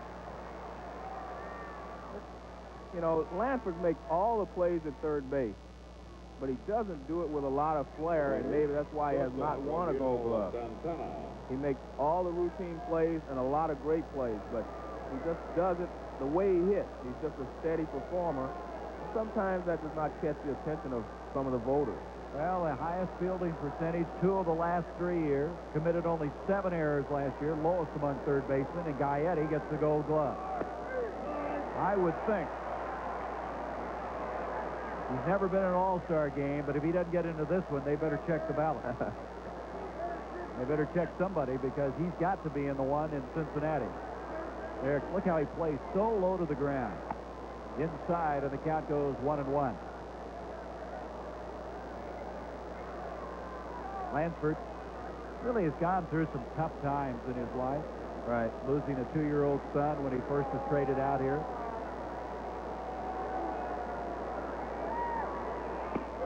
There's the strike call. They better check that radar gun. Oh. That looks a little harder than 94 Either that or miles an hour. the light is getting faint here. It's one or the other. There you see. Skinner saying, the on-deck guy, I don't know if I want to get up there. Right, I think he's looking to see if they're going to pinch hit for it. 1-2, and Santana just got a piece of that one. And that's what you call a real defensive swing.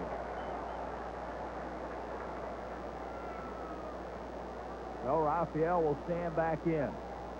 Looking to the A's in the bottom of the 11th, Henderson would lead off, followed by Hubbard and White. 1-2, and it hit him.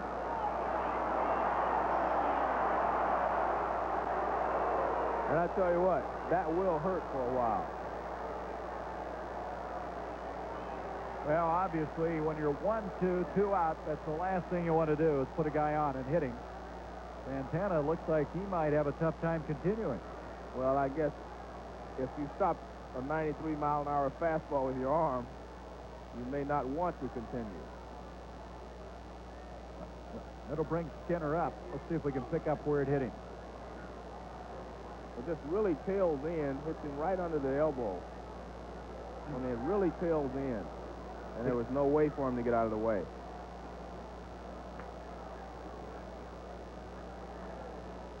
Try to freeze it, get some of that pain out of there. Well, he may want to go ahead and run, but there's no way he will be able to play the field because you can't throw after you take a fastball in that spot. Well, you know, they're pretty thin now in that infield with Randolph out. I guess he's available if they have to have him. Well, one point here, we saw that in slow motion, and it looked fast. Let's take a look at it in regular speed. I think you'll see that is tough. You know what they can do, Joe? They can bring Claudell Washington into play second if they have to, move Meacham to short, unless they want to bring Randolph in. They were telling us before the game he might be available in an emergency situation. Well, I would think they would not want to bring Randolph in for 2 reasons. First of all, it's gotten pretty chilled out here, and if you have a pulled muscle, that's the last time you want to go in a ball game cold when it is cold outside. So I would think that they would do what you said is first. They would bring Claudell Washington in maybe to play second base and move Meacham over to shortstop. But I don't think they've made that decision yet, although there's Randolph. It looks like he's taking his jacket off. But I would definitely think can play there, though. They have talked about that. Right, but I would definitely think you would not want Randolph to go in and pinch run if he has a bad leg.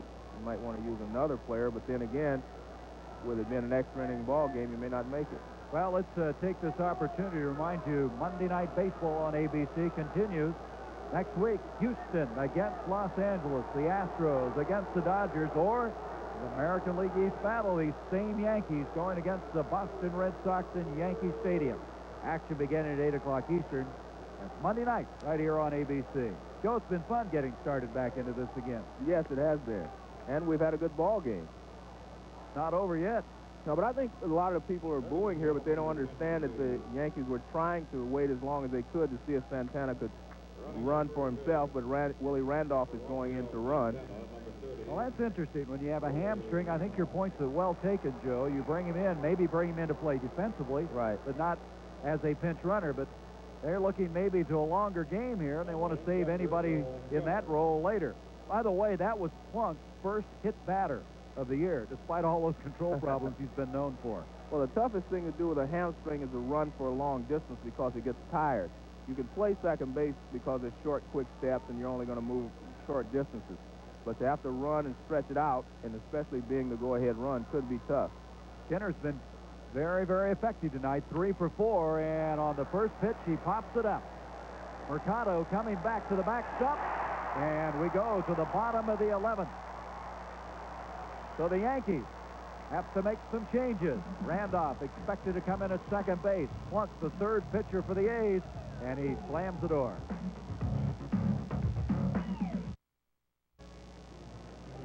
Well, the Yankees will now come up with right-hander Steve Shields here in the bottom of the 11th inning to face Dave Henderson. Righetti went 3 innings, giving up 1 run, 3 hits, walked a man, that was intentionally, and struck out 1. Shields, 0-1, ERA of 7.15. This will be his 8th appearance. He's pitched 11 1/3 innings. Shields, a 29-year-old right-hander, who last year was with Seattle, as well as Calgary in the minor leagues. There's Seattle, by the way, beating Baltimore 4-1. The Orioles in '88. I don't remember 1904, Joe, very well, or 32 all that well either. No, that was a little before my time also. Look at that, the Padres. Of course, now the Padres have changed managers. Larry Boa, who started off so slowly last year with San Diego, and this year as well. Henderson at the plate. So Shields facing Henderson. 1 strike. Coming up next will be Hubbard, followed by Weiss. Speaking of that San Diego situation, Shields on the 0-1 pitch. Henderson swings through it. Jim Lefebvre, the third base coach for Oakland, considered by many to be a prime candidate to be the new Padres skipper. Jack McKeon possibly will finish the year in San Diego after replacing Larry Boa. 0-2, all strike 3. So Shields on 3 pitches gets him out of there. You don't have a plane to catch, do you? No. That's a good piece of pitching by Steve Shields. He threw him a couple of breaking balls away and then threw the fastball on the outside corner. Here is Hubbard, who's come up. He's 0 for 1. And now Randolph, of course, as we mentioned, would come in and play second base, replacing the injured Santana as Meacham switches over to the shortstop. Hubbard grounded out. He came in for Gallego after Gallego was pinch hit for by Doug Jennings. You remember that far back. And he slaps one to right at Dave Winfield. 2 out. And that'll bring up Walt White. Ladies and gentlemen, your attention, please. Jim Murphy. Well, the A's in their first extra inning game at home this year. And right now, looking an awful lot like it may go to the 12th. White coming up. These are the kind of games where your average really starts to dip if you don't start getting some base hits. Well, this is not a real bad job because most teams have 11 base hits, but when you get in a close ball game, nothing to nothing, about 14, 15 innings, and there's only 8 hits between both teams, that's when some batting averages can suffer. Walt Weiss with 1 base hit on the night, now 0 for 1. Looking to the Yankees, they'll have the top of the order as we go to the next inning, if we do, with Henderson, Meacham, Washington. 0-2. Boy, Shields is just a no-nonsense guy right now. And throwing nothing but strikes. Right-hander, and White fights it off and fouls it back.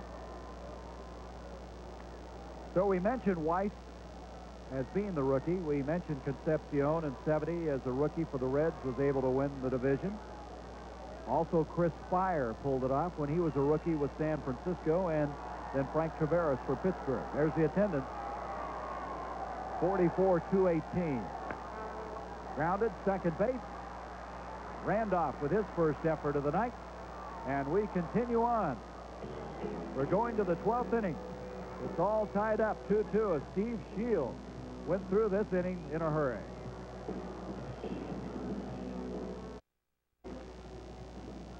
Oakland Coliseum, 2 teams with the best records in baseball have battled to a standstill. Eric Plunk trying to close out the top of the 12th. Plunk has his teammate Cadaret warming up in the bullpen if needed, but Plunk in the last inning very effective. The hits are even, the runs are even. There's Cadaret, left-hander, who has pitched very effectively this year for the Oakland A's, as Ricky Henderson will lead things off. Henderson with a base hit and an RBI. His RBI coming on a ground out back in the 7th and singled in the 9th. He started the day at 333.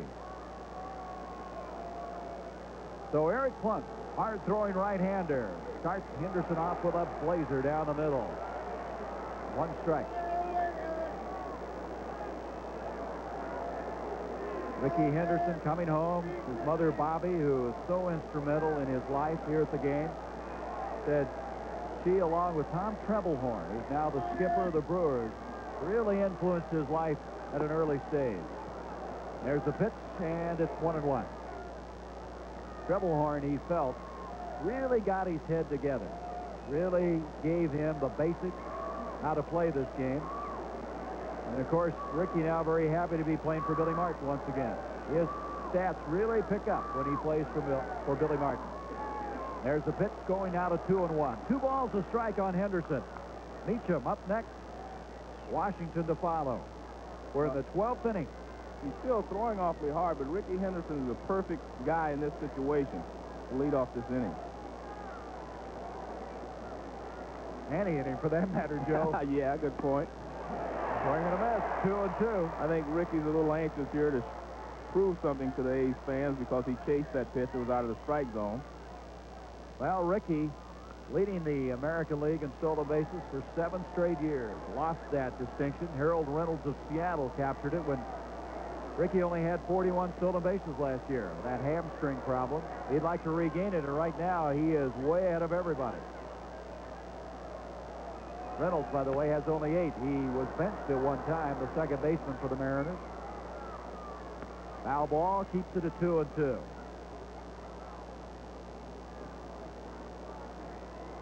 Ricky's talking about sometime in the future going over 1,000 stolen bases in his career. Lou Brock with a record of 938. I don't think there's any doubt that he will steal over 1,000 bases in his career if he remains healthy. When Brock had that great year, 118, which was the record at that time, he was 36 years old. So Ricky's got a lot of baseball ahead of him. I don't think anybody knows, Joe, what physical drain that was on Henderson, though, the year he swiped 130. Grounded. That could be tough. White's going to have to hurry. He got him. That's one of those where the rookie has to feel the pressure of Henderson moving down that first base line. Well, it's always a tough play when you have to come in and short hop the ball from shortstop because you have to catch it cleanly. But when you have a Ricky Henderson flying down the line, it makes it that much tougher. But he's made all the plays. I think he's convinced most people that he is ready to play in the major leagues as a shortstop. See that little sigh of relief as he goes back to short. Meacham up now. He has a base hit. This is the second. Hubbard to McGuire. Very quickly, 2 away. Washington. Claudell Washington, who's played brilliantly in the field, really had a long night at the plate. 0 for 5. So Claudell with 2 down now in the top of the 12th inning. You're getting into the part of the Yankee order that any one of these guys with one swing of the bat can hit the ball out of the ballpark. Well, you got to look at it this way. Don Mattingly would be in the 3rd spot on the batting order if he was not on the DL, and I'm sure that Plunk would rather be facing Claudell Washington in this situation. Should it continue, Clark is up next. And that's what Plunk doesn't want to have to happen, to get to Clark. 1-1. Plunk's a fast worker. He just reloads. He's ready to go again. There's Jack. Clark in this ball game has walked once, struck out, grounded out twice, and skied to right. 1-2. So far, Plunk has kept the ball down pretty well, but that's a high fastball, and the 94-mile-an-hour fastball, when it's up in the strike zone, is almost impossible to hit. Nolan Ryan used that so successfully for so many years. Very close. 2-2. You got to be impressed with the A's, not only as a team that can hit the long ball and score a lot of runs, but we again tonight showing the depth they have in this pitching staff. Excellent performance by Honeycutt. Plunk just missed again, and it's full now, 3-2.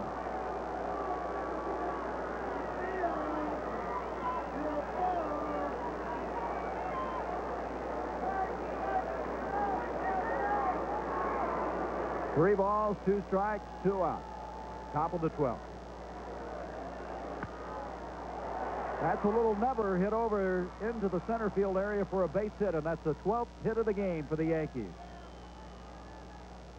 So let's go to New York now to Corey McFerrin for this report.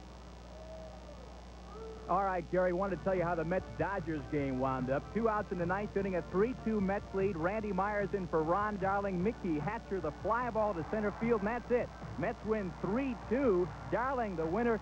Mets have yet to lose to the Dodgers this year. They're 4-0 against them. Back to Gary and Joe. Randy Myers has been superb this year for the Mets. So we have 2 out now, a runner at first, and here comes Clark. And Plunk didn't want to get into this situation, have to face Clark.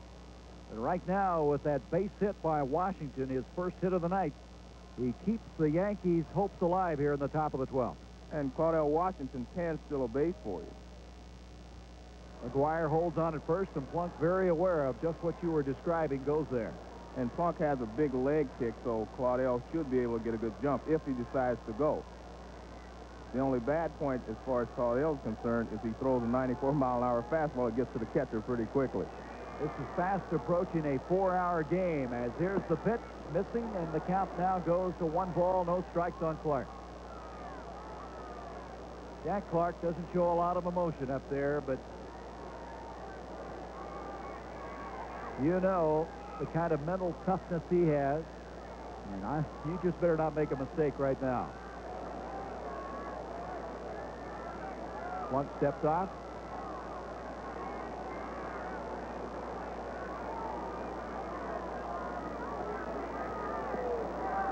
Remember the game between Atlanta and St. Louis that went 19 innings? Jose Oquendo, Clark's former teammate, ended up pitching before that game was over. Strike call. 1-1. I'm not suggesting we go 19 innings, no. Joe. Jack Clark was sitting on a fastball there, and Plunk wisely threw him a good breaking ball for a strike. Because I think Jack Clark can turn anybody's fastball around. see Washington's been successful in each stealing attempt thus far.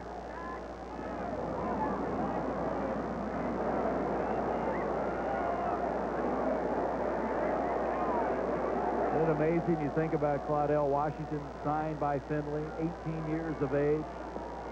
And here he is, so many years later, at first base, with Clark at the plate. Ground ball to short.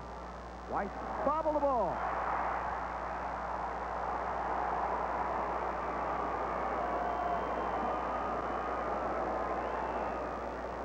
And that will bring Pagliarillo to the plate. I think what happened on the play is he was trying to decide whether to go to first base or go to second, because he overcharges the ball, actually, and he gets caught on an in-between hop. If he was going to go to second base, he could have waited back a little bit, but I don't think he was sure of what he was going to do, and I think he just really overcharged the ball. That's his 9th error of the year. He had 2 yesterday, and that comes at a very bad time for the Oakland A's, and LaRussa's going to make a change. Cadaret, the left-hander, will come in. So Plunk will leave. Cadaret will come on to face the left-handed batter. Plunk should have been out of the inning. Well, you recall at the start of our broadcast, we talked about Lou Piniella stepping down as general manager of the New York Yankees. Al Michaels earlier talked to Lou. Let's listen to that interview. Well, I wasn't totally happy with the aspects of the job. The clerical, the hours. I spent a lot of time at the ballpark.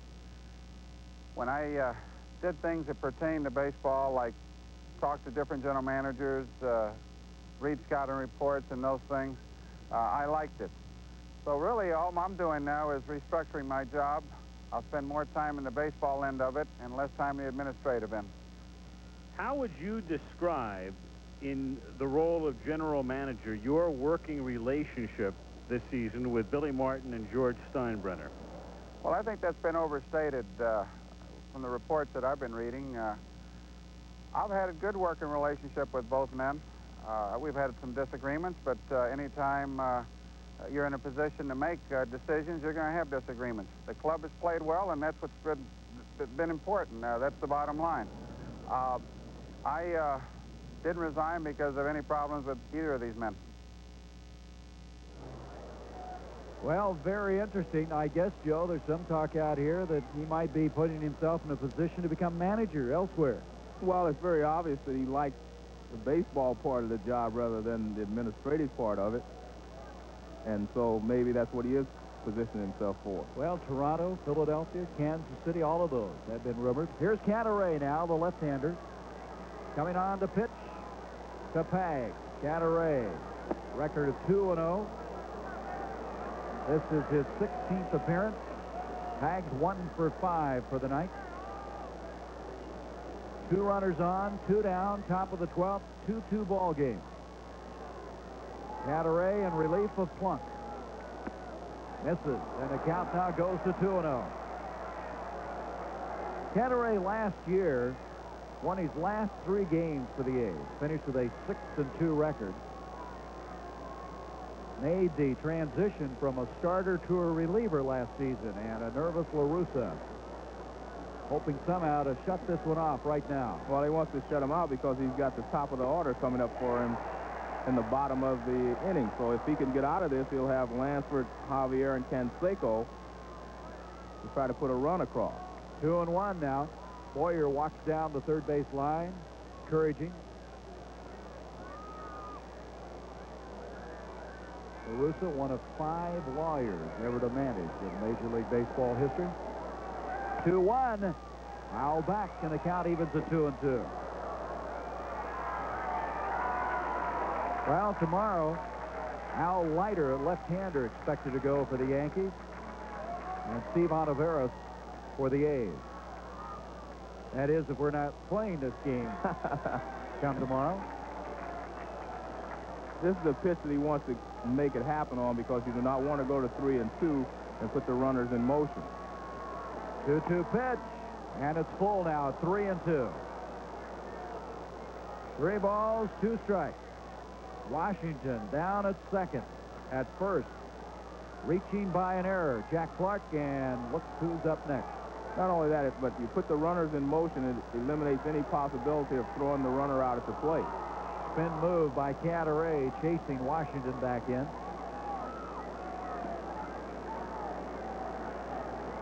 3-2, 2 out. Fly ball, short center field. Coming in is Dave Henderson, and we go to the 12th as Cadaret comes in relief of Plunk and gets the job done. We'll return to the Oakland Alameda County Coliseum after a word from our local station.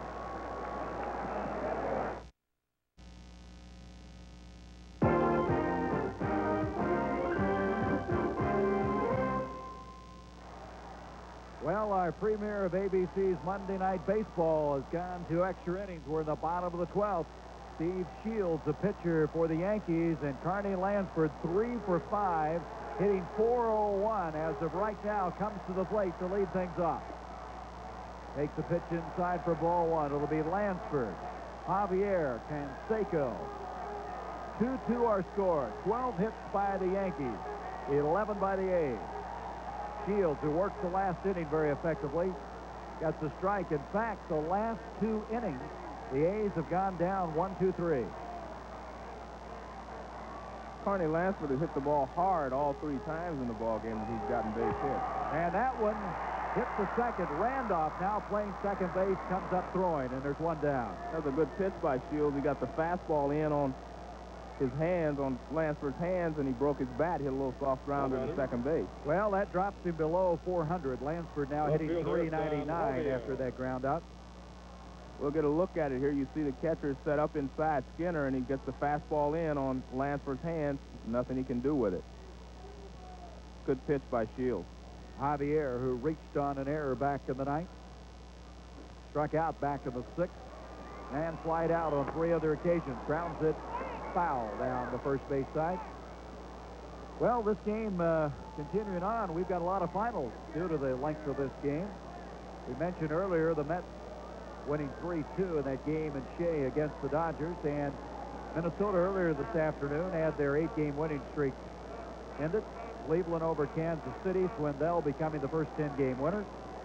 Seattle over Baltimore. Boston winning 5-2. Boston just having a tough time scoring runs. Only 22 home runs going into this game tonight.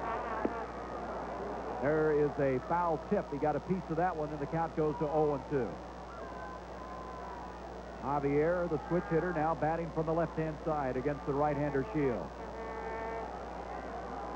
And Milwaukee 4-1 over Toronto. 0-2 pitch. Outside, and it's 1-2.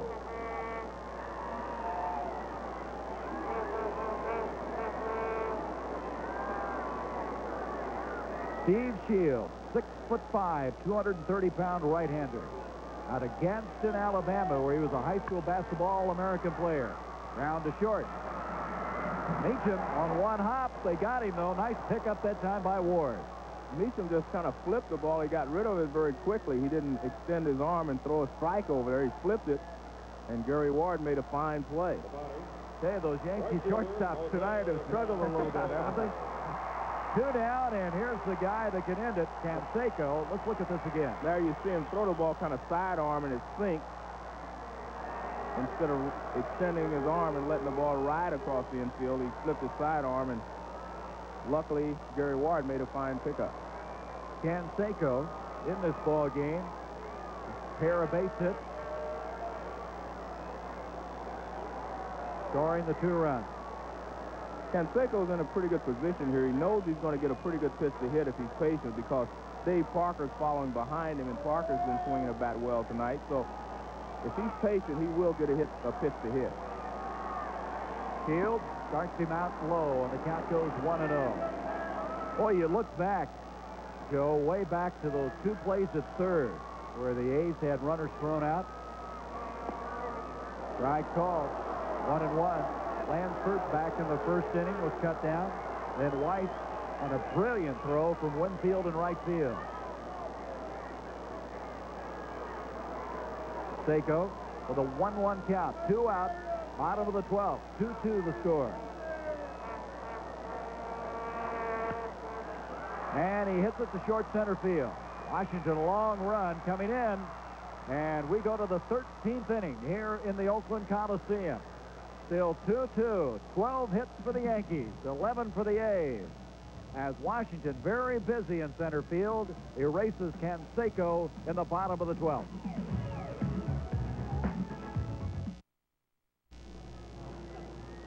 Gary Bender, Joe Morgan, glad to have you with us as we conclude this extended weekend.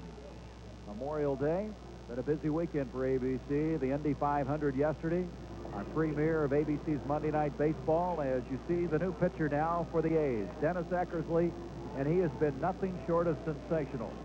16 saves, 17 appearances. He'll be making now his third appearance in 4 days. So, this guy, who at one time was a 20-game winner for the Boston Red Sox, threw a no-hitter at one time, almost, Joe, by accident, became a relief pitcher here in Oakland, and right now is as good as anybody in that capacity in Major League Baseball. And at first he did not want to become a relief pitcher, but since he's been there and done a good job, he really enjoys it. And he says he does not want to be a starter again. So he's done a good job for the A's. You know, the Yankees used Dave Righetti, their ace, in the ball game so far, and now the A's come back with their ace, Dennis Eckersley. But I'm like Righetti, I don't believe he's going to pitch very long. You cannot use your ace out there very long, even in an extra inning ball game like this, because then he'll have to sit for a few days and will not be able to use him to shut out a game. Well, Winfield will lead off the inning again. He did that back in the 9th. He'll be followed by Ward and then Santana. Eckersley, check that, Santana, of course, out of the ball game. It'll be Randolph who will come up for the first time. Eckersley, 0-1, but a 1.93 ERA, 23 and a third innings he's pitched thus far. And he's 1-0 on Winfield. One thing about Eckersley, he will throw strikes. In fact, very seldom does he even get behind 1-0. He'll usually get that first one over somehow. But I think that was a purpose pitch. He wants to establish that he will come inside to Winfield before he goes back outside like that. 1 ball, 1 strike on Winfield. Winfield with a home run way back in the 5th inning.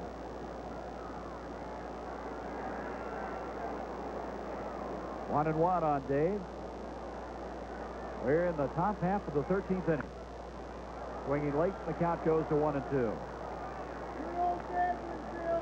Boy, when you have a long road trip, 12 games, which this will eventually be for the Yankees, these long games like this, opening a 3-game series, which is so important to both these ball clubs, they must feel like they live out here.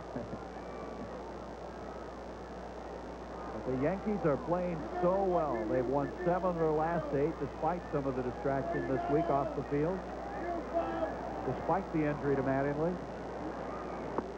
Mattinotion checked for the first base umpire. He didn't go around. 2-2. First base umpire Dale Scott.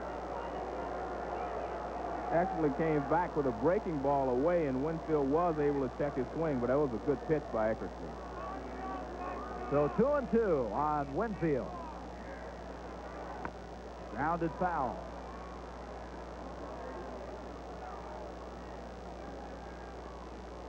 Eckersley, 33 years of age. He says he's in the best shape of his life. Says, I'm in better shape than when I was 23. Works out hard in the offseason. His fastball, the velocity-wise, has come back. 20-game winner in 78 with the Red Sox. 2-2, and he got him. Well, we talked to Eckersley why he's become such an outstanding reliever. Well, I think one thing is I always threw strikes, and I'm around the plate, and you want a reliever to come in the game and throw strikes. And not just that, I think I've been more effective because people don't get a long look at me. I can go out there and face a hitter one time, so he doesn't really know what I'm going to do. All he knows is I'm going to come after him. Always ahead of the batters, always throwing strikes. And right now, Ward is who he faces, and Ward grounds it foul. Gary Ward was having a good night. Well, he's 3 for 5. That's still a good night. Yeah, but his 3 for 4 was an excellent night. That's what I mean. If you aren't hitting, that old average can plummet. in a game like this when you get 6, 7 at bats. 1 ball, 1 strike on Ward. Willie Randolph, 2 up next. It'll be his first at bat in this game. Had a notion. They checked with Scott. Yes, sir. He went around. 1-2. The relief pitching has just been magnificent. Both sides. Go back to the 8th inning when the A's tied it up. And there hasn't been anything happening. 2 balls, 2 strikes on Ward.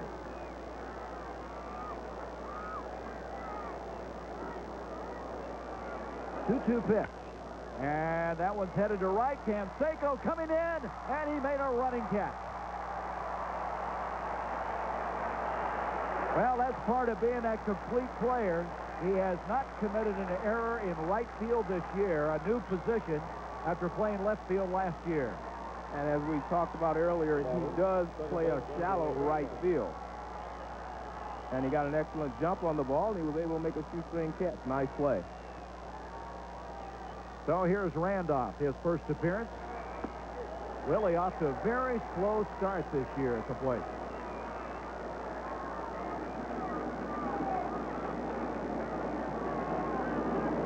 One strike. And let's go back now to that catch by Canseco. Joe, tell us what happened here. Ward lined at the right field, but as I mentioned, you see it's awfully shallow. Canseco comes in, makes a good running shoestring catch. And while we're in that replay, Randolph takes a call, strike 2, 1-2. And Eckersley is throwing awfully hard. Outside, 2-2. One thing about La Russa, he tries to space these appearances apart. He's brought Dennis back-to-back in this Red Sox series. Gave him yesterday off, but he's back in today. There's a line shot, a wicked shot into the box on that far side along that first base line. It'll now go at 2-2. 2 balls, 2 strikes, 2 outs. Top of the 13th. La Russa really watches how he plays everyone. The only guy that's played every game for the A's is Canseco. That's popped up. Glenn Hubbard at second base. Bottom of the 13th coming up. 2-2 our score. Dennis Eckersley continues this masterful relief pitching by the Oakland A's, helped by Canseco's grab in right field.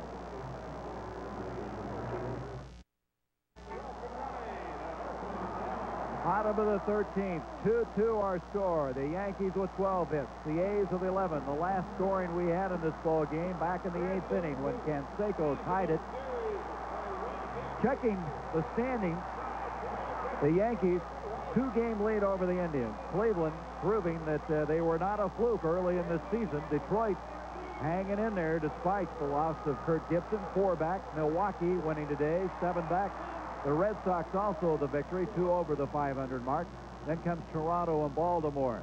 Now in the West, as we had mentioned at the start of this broadcast, this is the biggest lead at the Memorial Day part of the season for any team in the American League West. 9 games over Texas. Minnesota dropping back to 9.5 after losing earlier today. Kansas City 12.5. Seattle, Chicago, and California. And of course, Oakland will move on to play the Twins in Minnesota as they start a swing. There's what we were talking about. The A's with that 9-game lead. The 42 Yankees, the 70 Orioles, and the 71 A's, which is the beginning of quite a dynasty here in Oakland. That early 70s, those world championships. As Dave Parker will start things here in the bottom of the 13th. McGuire and Mercado to follow. The A's now have gone down 1, 2, 3 in the last 3 innings. They're supposed to have fireworks after the end of this game. The way this game's going, they may have to cancel them and hold them maybe July 4th, huh? Well, we had some fireworks early in the ball game with Billy Martin being ejected, but in the last few innings, no fireworks at all. Parker 2 for 4, slices it. Foul. Got to be alert down that side. That one, another wicked shot to the other side. 1 ball, 1 strike on Parker. Parker driving in a run in the 8th inning with a single. Also a base hit in the 6th. Walked one time. You know, the All-Star game last year went 13 innings, played right here in the Oakland Coliseum. Swing and a miss. And Shields threw the fastball right by Dave Parker, and it wasn't inside tight either. He got it out over the plate. Relief pitching has really been something. Everyone throwing with great velocity, staying ahead of the hitters. Here's a 1-2 to Parker. 2-2.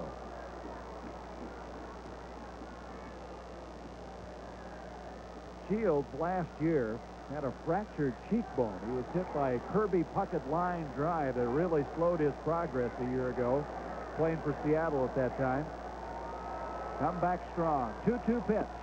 And it's full now, 3-2. And Shields wanted that pitch. He thought he got the outside corner. McGuire due up next.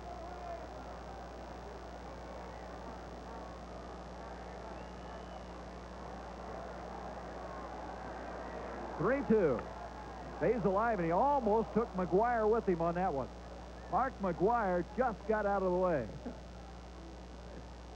And Steve Shields threw a 92-mile-an-hour fastball, and Dave Parker caught it a little late. Shields looking back out of that scoreboard, a lot of zeros out there. 3-2 again, and grounded. Fair ball. And the throw to Shields as Ward saved that beautifully. Snagged it, and the throw to Shields covering first.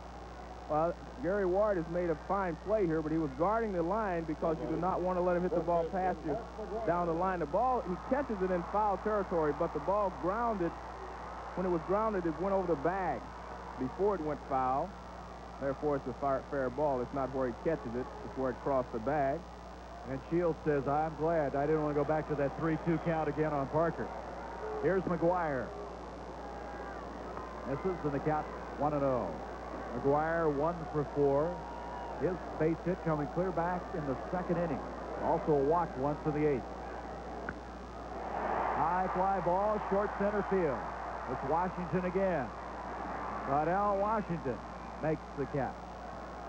2 out, and Mercado's up.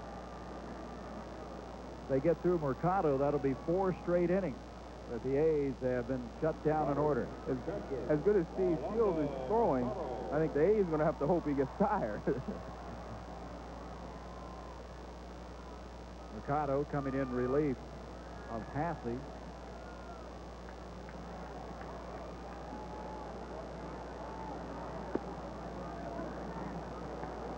One ball, no strike. Yankee infield has been changed. Randolph at second after Santana was hurt. Meacham moving to short. Mercado swings and fouls the back, and it evens at 1-1. Well, what's happened now is Shields got through the real tough part of the order. Parker, McGuire. You look to the Yankees. They'll be leading off with Skinner. Then they go to the top of the order again. What's the longest game, Joe, you ever played in? That's a good question. I think about 19 innings. 1-1 pitch. 1-2.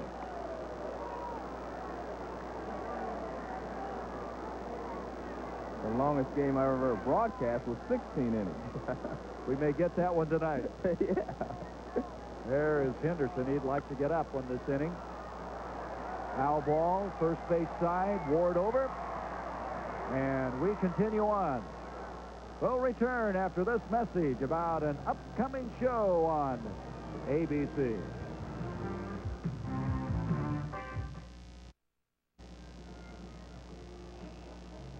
2-2 our score. The top half of the 14th inning from the Oakland Coliseum. A sellout crowd on this Memorial Day as Dennis Eckersley will continue on the mound for the Oakland A's. Tomorrow night, Steve Olivares going against Al Leiter of the Yankees.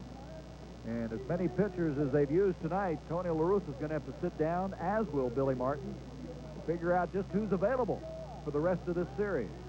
That's one thing that a long extra-inning ball game does to a pitching staff, especially the first night in of a 3-game series. it takes its toll. But then a lot of times you have a starting pitcher come out the next day and he'll respond and be able to give you a complete ball game or at least get into the 7th or 8th inning. Dennis Eckersley is one of the real characters in this game. I don't know if people are aware. He has his own language. It's called Ekkies. In other words, he has some expressions to define certain parts of the game as Joel Skinner gets ready to step into the plate. Eckersley, for instance, calls a paint master a guy who can paint the corners when he's pitching very well. A bridge is a home run. A Bogart is opening day. And Skinner swings through the first pitch for a strike. He calls money iron. So Dennis Eckersley has really been a colorful player in his years in the major league.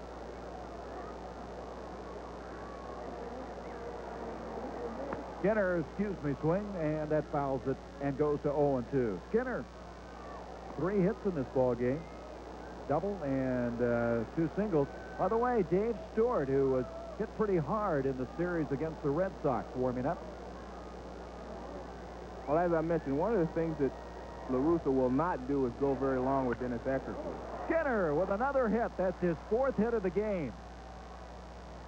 Henderson comes up throwing, and Joel Skinner starts things out here in the 14th inning. That is the 13th hit of the game for the Yankees. And that'll bring up Henderson. Let's check now the senior circuit, the National League. That's the game televised on ABC. The Mets winning at 3-2. Andy Meyer coming in and shutting things down. Look at Bonilla. 14-2 Pittsburgh. Chicago with a lot of runs again. 12-3. Philadelphia, 4th straight win for the Phillies. 7-3 over San Diego. Houston defeating the Cardinals 5-4. We may be giving scores for the next day the way this was going. Here is Henderson swinging through that one for strike 1. Ricky Henderson drove in a run in the 7th inning on a ground out, singled in the 9th. And by the way, Montreal defeated San Francisco 3-2. Henderson 1 for 6 in this game. Now is behind 0-2. There it is, the Expos over the Giants. And the Giants were just swept by the Phillies, and Roger Craig getting a little nervous. Well, they're having problems scoring runs. That's been their big problem. Last year they scored a lot of runs. So far this season they've been struggling with the bat. 0-2 to Henderson, and he struck him out. Just magnificent pitching in this ball game. 91-mile-per-hour fastball that he just threw by Ricky Henderson. Here's Bobby Meacham. Meacham singled back in the 6th and able to steal a base. Now playing shortstop.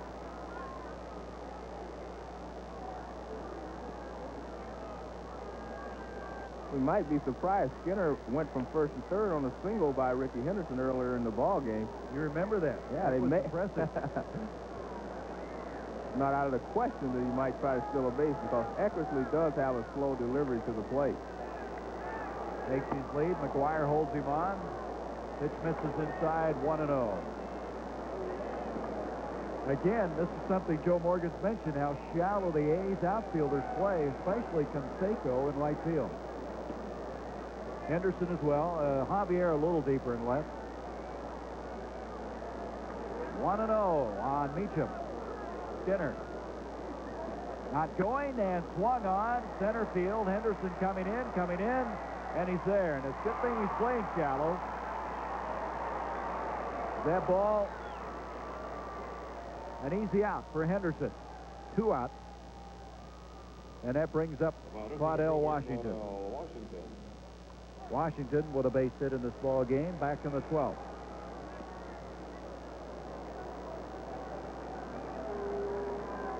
Canseco, we've talked about how well he's played defensively, has not committed an error. He plays the shallow right field, but he also does something different than a lot of outfielders. Watch how he lines up as the pitch is being thrown. Well, he turned sideways to home plate. That's something he and Joe Rudy worked on and decided that that was a good way for him to start in this position. He actually moves his left foot forward a little bit so that he does get almost square, but I guess he just wants to start from that position and get some movement before the pitch is thrown. Kind of like a defensive back, huh? 2-0. I wonder, though, if the ball is hit to his right-hand side, how you get turned and go after it. Well, that's something that he and Joe Rudy, like I say, worked on so often in spring training. They decided that was a good position for him, and he's played an excellent defensive right field so far this season. 2-1 on Claudell Washington. 2 down. 14th inning, the top of it. 2-2 our score. Looking to the A's, Henderson would lead off. Followed by Hubbard and Weiss, the bottom of the order. And the count now 2-2. That, of course, being Dave Henderson as opposed to Ricky Henderson.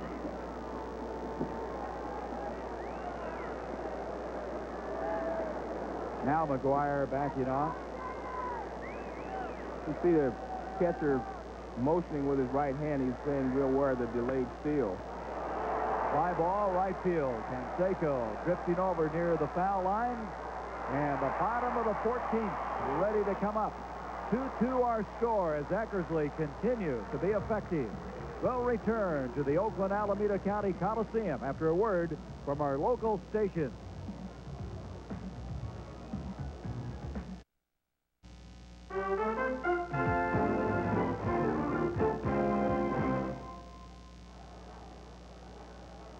To our score, bottom of the 14th. Dave Henderson to lead things off for the A's. Shields, who's retired 9 batters in a row, starts Henderson off, and there's a ball hit deep to center. Washington going back, and it is out of here. A home run, and the A's win it.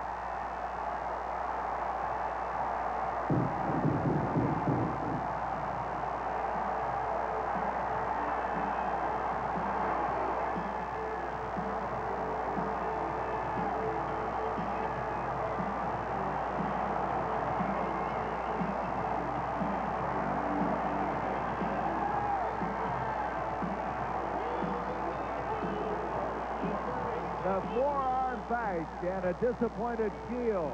First ball hitting Henderson.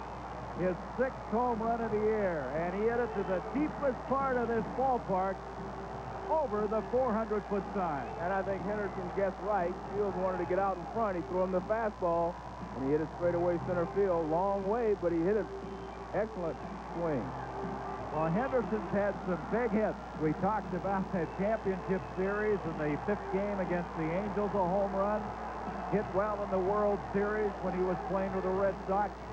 And this will be one of those memorable ones, ending it all here in the bottom of the 14th inning. A leadoff home run. A game that was 4 hours and a half old.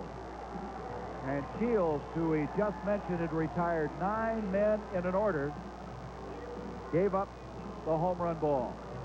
Well, that's 6 wins in a row now, Joe, for the A's. And again, they start out a 3-game series of the Yankees winning the opening game. Well, the Yankees came back in New York last week to win the next 2 ball games, but this is a different story. They're in Oakland now, and the A's are wanting to establish that they can win at home. Down to the field